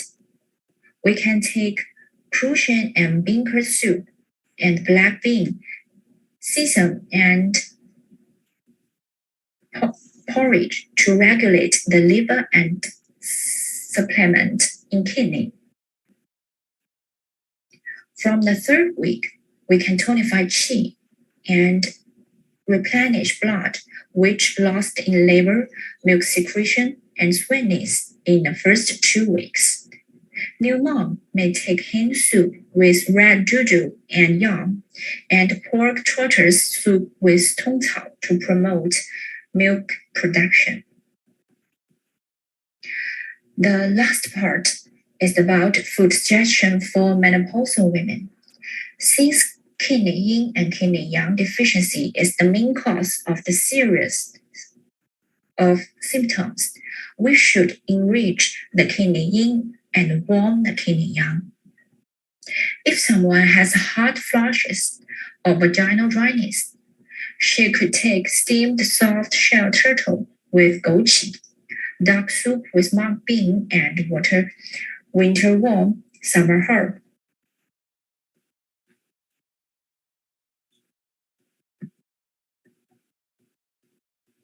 If you are upset about headache, insomnia, or memory loss, you can try ginkgo tremala sweet soup and stewed pigeons with tianma and seed of wild juju. Anxiety and depression can be relieved by ganmai, Chinese state congee, gochi, chrysanthemum tea, and rose press. Women with osteoporosis can take stewed pig kidney with zhuzhong and walnut and sea cucumber soup with mushroom. And also don't forget milk and vitamin D. Well, this is what I want to share with you. Thank you for listening. Hello, everyone. I am Yuan Yuan.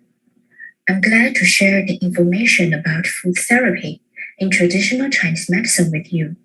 My speech title is Eating Wisely, Culture of Food Therapy and Life Nurturing for Women.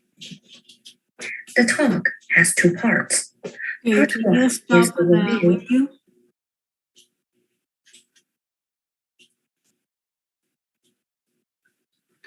Okay, thank you very much for the video, Dr. Yuan. Give us a very good suggestion and opinion for the food therapy, especially for women. Thank you, Dr. Yuan. Our next speaker is Dr. Li Tao Bai. Are you there, Dr. Li? Dr. Li Tao Bai. We have her video. Oh, okay, her video, okay. Yeah, so actually we will start just a couple minutes later, okay? Yeah, when they play the video, before the video, I will give a little bit introduce Dr. Li Taobai, okay? Oh, we can play her video right now. Right now? Okay. Yeah. Do you want it? Yeah. So I just introduce a little bit her background, okay? So our next speaker is Dr. Li Taobai. She is WTCMEW co-vice chairperson. Her topic is Chinese medicine as complementary therapy for diabetes mellitus. Dr. Li Taobai is she works at the second affiliate hospital of Chongqing Medical University, Department of Integrative Medicine, and graduated in institutions in China Academy of Chinese Medicine Science.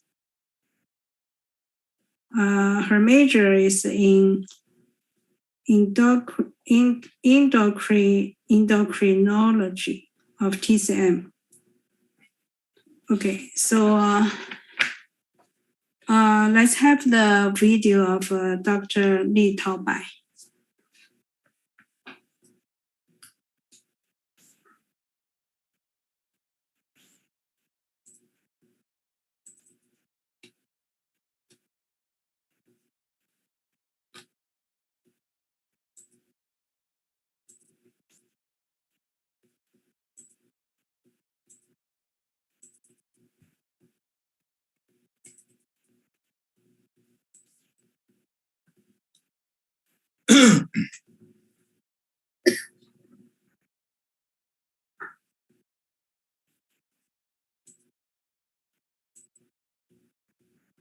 Hello, everyone. My name is Bai Li Tao. I really appreciate the opportunity to talk to you about Chinese medicine as complementary therapy for diabetes. Here is the outline of my presentation. Traditional Chinese medicine has a history of several years. Its origin can date back to remote antiquity. In a long course of struggling against disease, traditional Chinese medicine evolved into a unique and integrated theoretical system of traditional Chinese medicine. It is an important part of Chinese culture. Diabetes is a chronic metabolic disease characterized by elevated level of blood glucose, which leads over time to serious damage to the heart, blood vessels, eyes, kidneys, and nerves. The most common is type 2 diabetes, usually in adults, which occurs when the body becomes resistant to insulin or doesn't make enough insulin. In the past 3 decades, the prevalence of type 2 diabetes has risen dramatically in countries of all income levels. Type 1 diabetes, once known as insulin-dependent diabetes, is a chronic condition in which the pancreas produced little or no insulin by itself. For people living with diabetes, access to affordable treatment, including insulin, is critical to their survival. There is a globally agreed target to halt the rise in diabetes and obesity in 2025. About 537 million people worldwide have diabetes. The majority living in low and middle income countries, and 1.5 million deaths are directly attributed to diabetes each year. Both the number of cases and the prevalence of diabetes have been steadily increasing over the past few decades. China has the largest number of people with diabetes in the world. Diabetes increased the mortality of patients. The treatment of diabetes mainly includes lifestyle intervention, drug treatment, and insulin treatment. Chinese medicine have continued to make a significant contribution to the prevention and treatment of diabetes in China. In 2017, Tianqi capsule and Jingli granular were first included by Chinese Diabetes Society in guideline for the prevention and treatment of type 2 diabetes in China. A number of randomization clinical trials have shown that Chinese medicine have a clear effect on diabetes. Diabetes is a condition characteristic by polyuria, polydipsia, and polyphagia. In many patients, the urea also has a high level of sugar. In chronic cases, the patients usually manifest emaciation, xiao in Chinese, and thirst, ke in Chinese.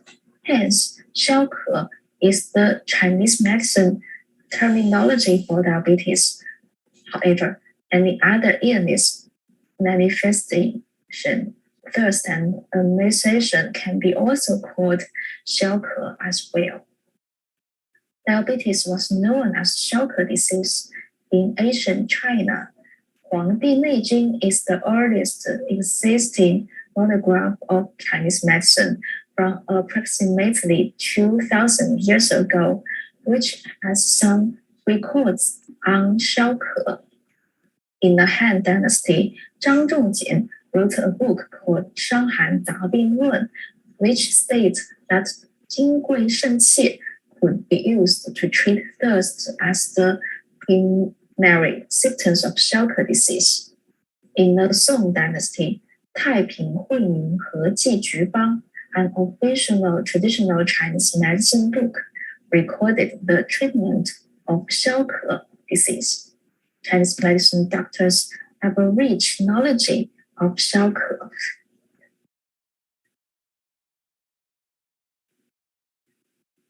Diabetes may result from a number of causes, including innate weakness, improper diet, emotional imbalance, and physical overindulgence. The main clinical manifestations are polydipsia, polyphagia, polyuria, and weight loss. Symptoms for type 2 diabetes are generally similar to these of type 1 diabetes, but are often less marked. As a result, the disease may be diagnosed several years after onset, after complications have already arisen. For this reason, it is important to be aware of risk factors. Traditional Chinese medicine is one of the earliest complementary and alternative medicine worldwide to explore the prevention and treatment of diabetes, and its efficacy has been proven.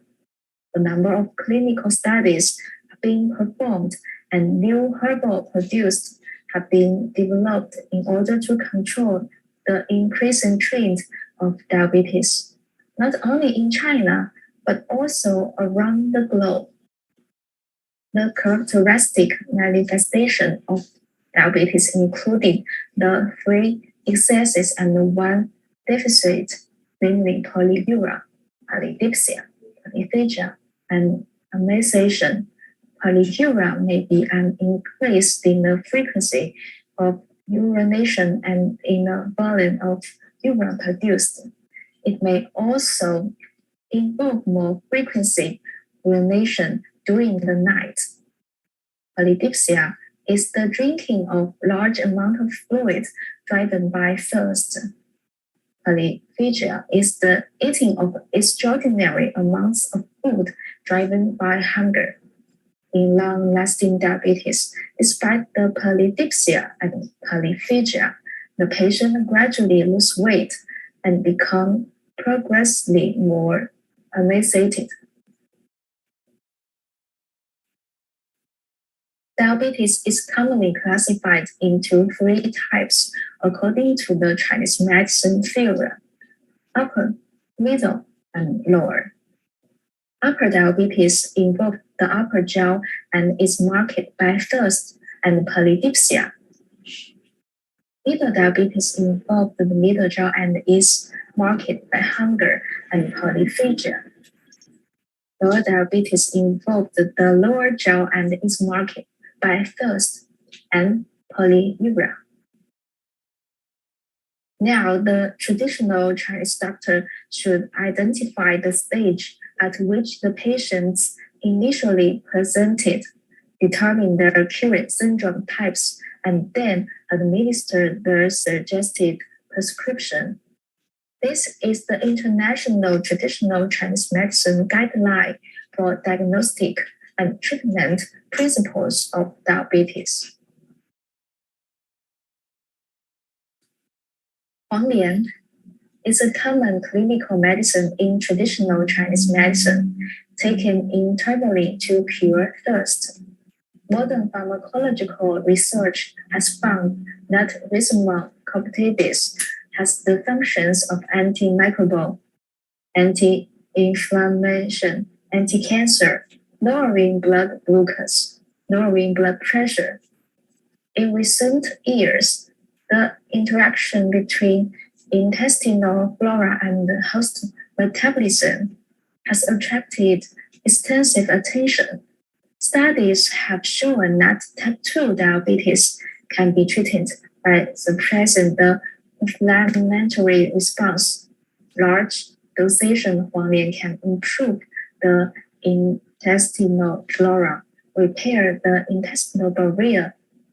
In addition, they can also participate in the innate immune response and adaptive immune response, playing an important role in treating diabetes.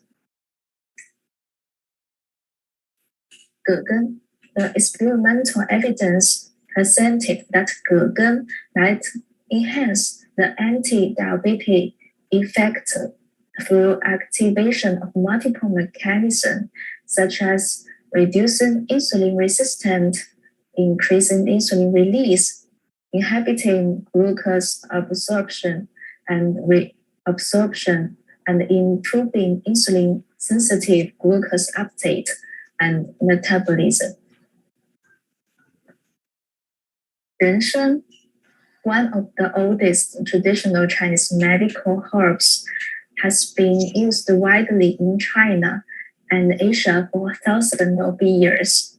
Many effects are attributes to Renshen, including improvement of insulin resistance, glucose transport, islet cell protection, anti-inflammatory effects, lipid regulation, improvement of glucose tolerance. Traditional Chinese medicine have continued to make a significant contribution to the prevention and treatment of diabetes in China. Besides routine treatment, the effect of traditional Chinese medicine is attributable to herb ingredients containing hundreds of compounds and playing different roles.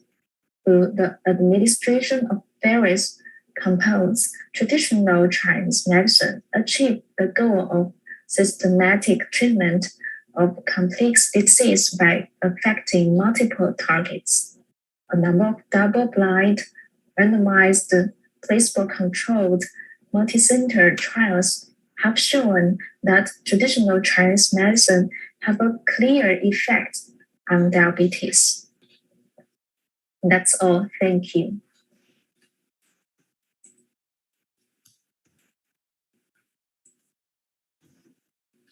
Thank you for Dr. Bai Li Tao give us the video. Our next speaker is Dr. Xiaoyan Zhao. Are you there? Yeah, I'm here. But it's very early, so I'm on my way home. So okay, you can take a you need to give me like 5 minutes. It's okay. Yeah, because your start actually from 5:30, right? So you still have time, okay? Yeah, I don't want you to wait. So I'll be home in 5 minutes. So okay. I can start earlier. Okay, when you're ready, let me know, okay? Okay, thank you. Mm-hmm.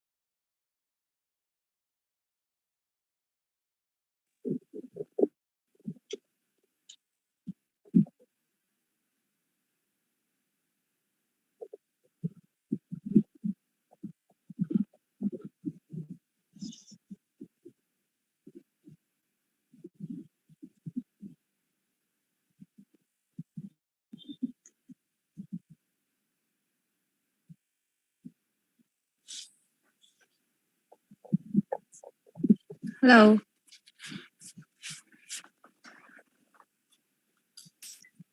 Okay, Dr. Zhao, you get ready? Yeah, I'm ready. Okay, yeah. So we start earlier, okay? Yeah, Yeah, so before, okay. Our next speaker is Dr. Xiaoyan Zhao. She is WTCM AW co-vice chairperson. And her topic is improve eyes health with traditional Chinese medicine. Dr. Xiaoyan Zhao, she graduated from Guangzhou University of Traditional Chinese Medicine with a master degree of integrated medicine. She is a licensed acupuncturist in U.S. and in U.S. with NCCAOM certificate. Having practiced acupuncture and herbal medicine in U.S. since 2016.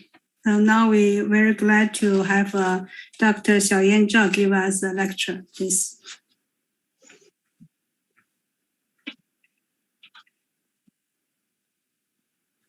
Do you want to share screen?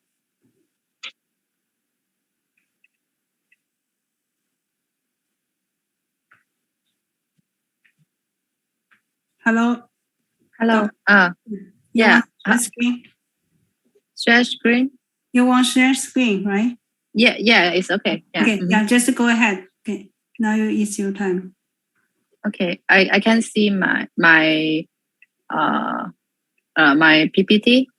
Yes. Okay.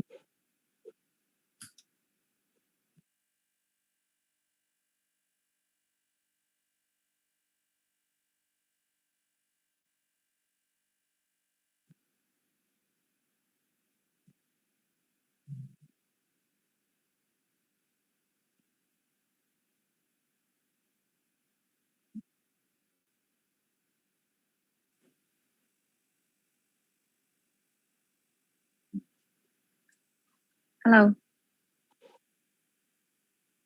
Yes, it's not share. Are you sharing?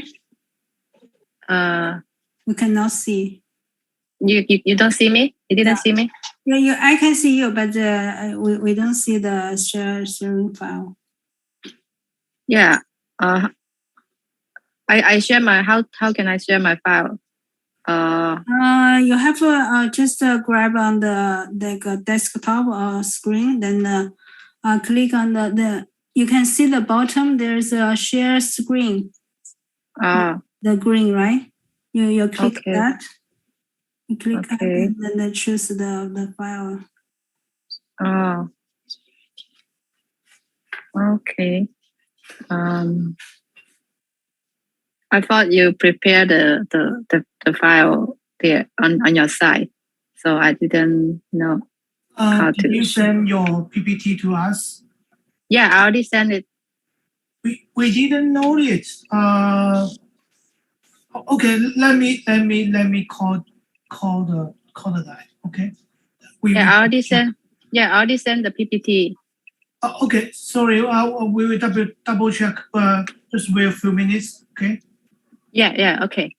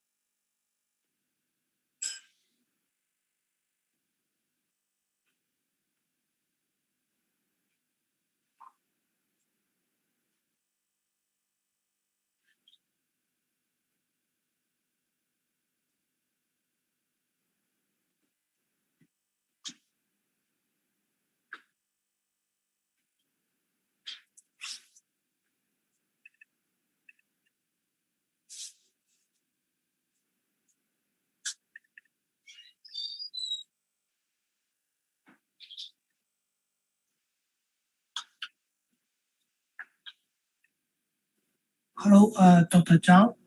Hi. Did you Hello. send the PPT last week or this week? I sent it like 2 weeks ago already. Okay, sorry. I'll double check. Okay, thank you. Yeah, if you can find it, can I just share like this way? Can you see? I can just picture my PPT here through the computer.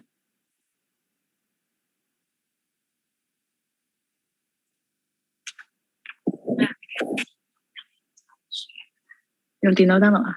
哦，OK，我試。Hi, we just found your PPT, but we want 1 minute to download it. Okay. Okay, thank you. Thank you.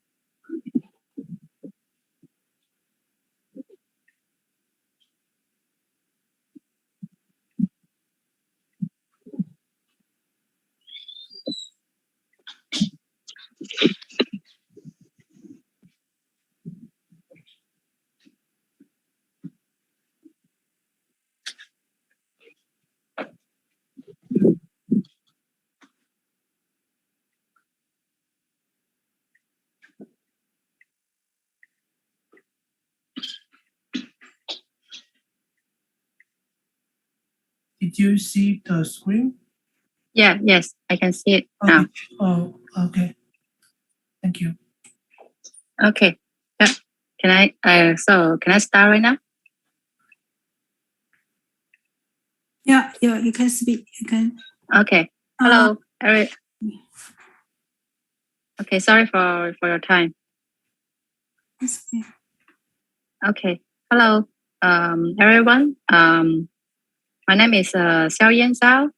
Today I'm gonna share the topic of improve eyes health with traditional Chinese medicines. So nowadays people use eyes a lot because they look at the computer, the phone, and so their eyes get tired easily, and then they might have dry eyes and short-sighted, nearsighted. So even some like serious disease, they might need to find the doctor's help.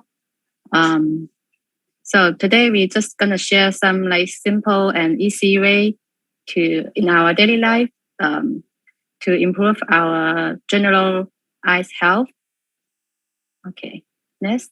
So the first one is the eyes exercise. So because when we look at the screen, we always like tends to staring at the screen, and so we always use the same muscles all the time. So if we do the eyes exercise, so then we can use other muscle around the eyes. So to reduce the strain of the certain muscles. So the first one is rotate your eyes from the left to the right, and then to the right, from the left to the left, from the right to the left for 10 times. When we can do it when we are closing our eyes. And the second one is look at the left and then to the right for 5 times when we are opening our eyes.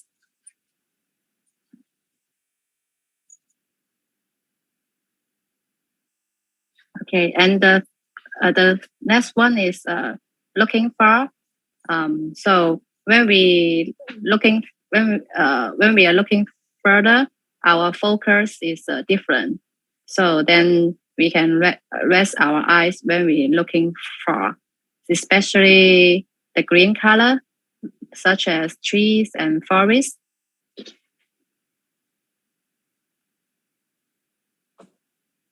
And the other method is warming. So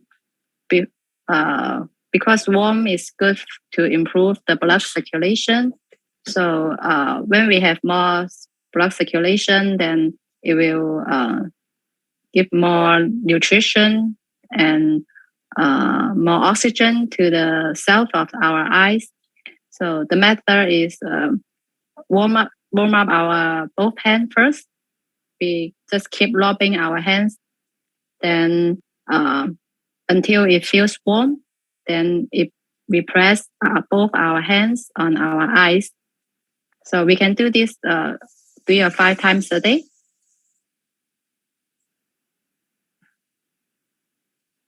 And the next one is pinch the inner corner of our eyes. So the inner corner of our eyes, there is a air like a tear glands there. So, and in Chinese medicine, there's a acupoints there. It's called Jingming. So when we pinch the inner corner of our eyes, it will like improve the circulation, and it will moisture our eyes. So we can do it 3 or 4 times a day too. And the one is the acupressure. So there are different acupoints around our eyes. So when we do the massage or acupressure on those acupoints, it will really improve our eyes vision, and then it also relieves the dry eyes. So such as the bladder 2, so which is Chanju, is on the corner of our eyes and close to the beginning of the eyebrows. So, and the second one is at stomach 4 is the 四白. So it's just right below our eyes. So, and then the third one is 太阳. 太阳穴 is on the outer corner of our eyes. So we can press it to improve the circulation too. And there's a gallbladder 20, which is 风池. So it's on our neck. So if we press the 风池穴, so it will also improve our vision and release the fatigue of our eyes.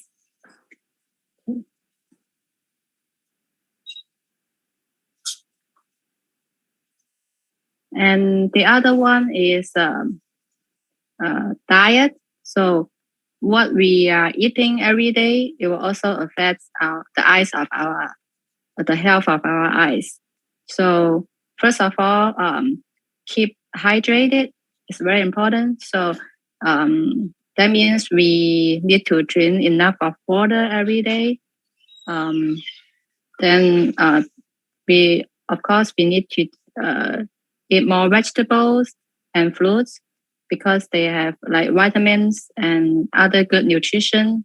that will improve our eyes, especially like if the color is dark and black, such as blueberry, blackberry.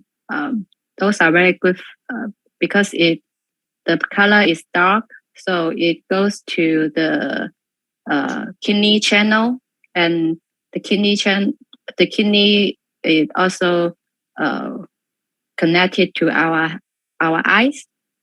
So those black color is very good for the vision. And of course, the carrots, because it has vitamin A, so it's very good for the eyes too. And like animal liver, because liver is very connected to it opens in our eyes. So if we eat liver, it will help with it will improve the liver yin deficiency. So of course that will also help with the eyes and the vision. And like black sesame seed and goji berry. So usually we can make a chrysanthemum tea with goji berry.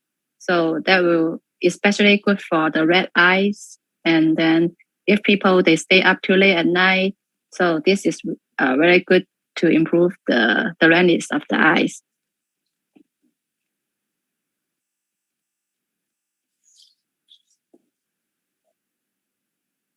And last but not least, so I didn't put it in the PPT.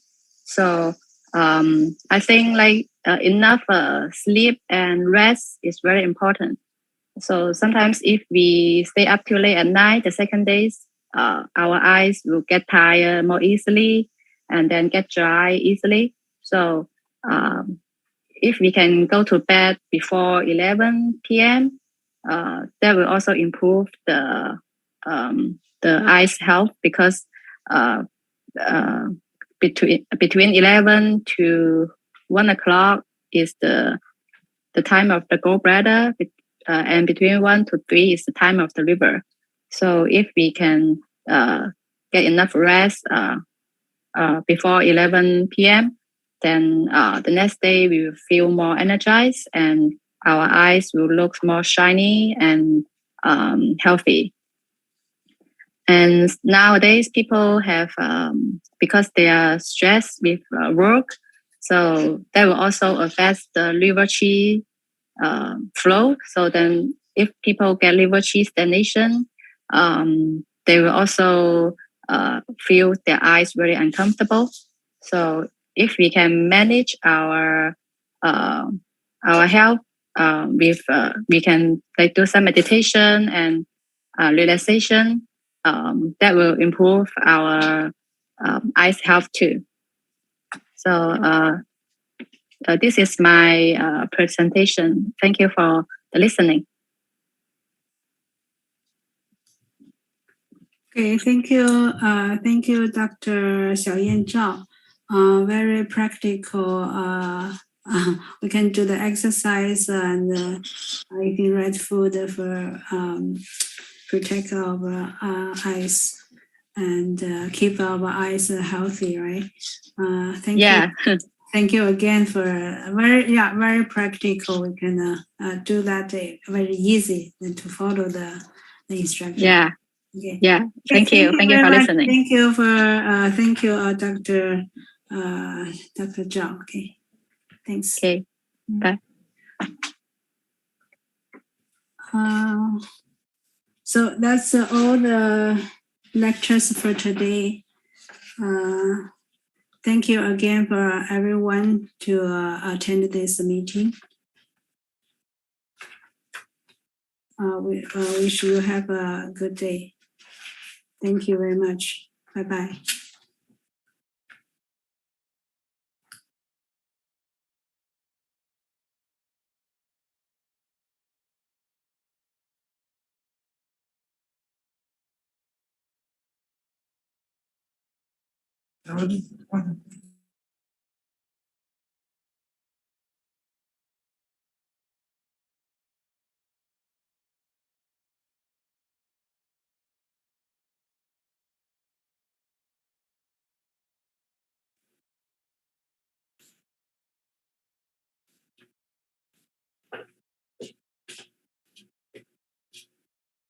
Hello, everyone.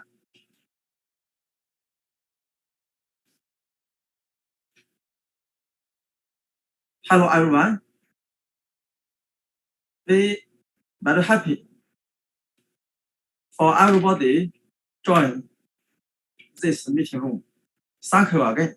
Wish see everybody in next year. Thank you.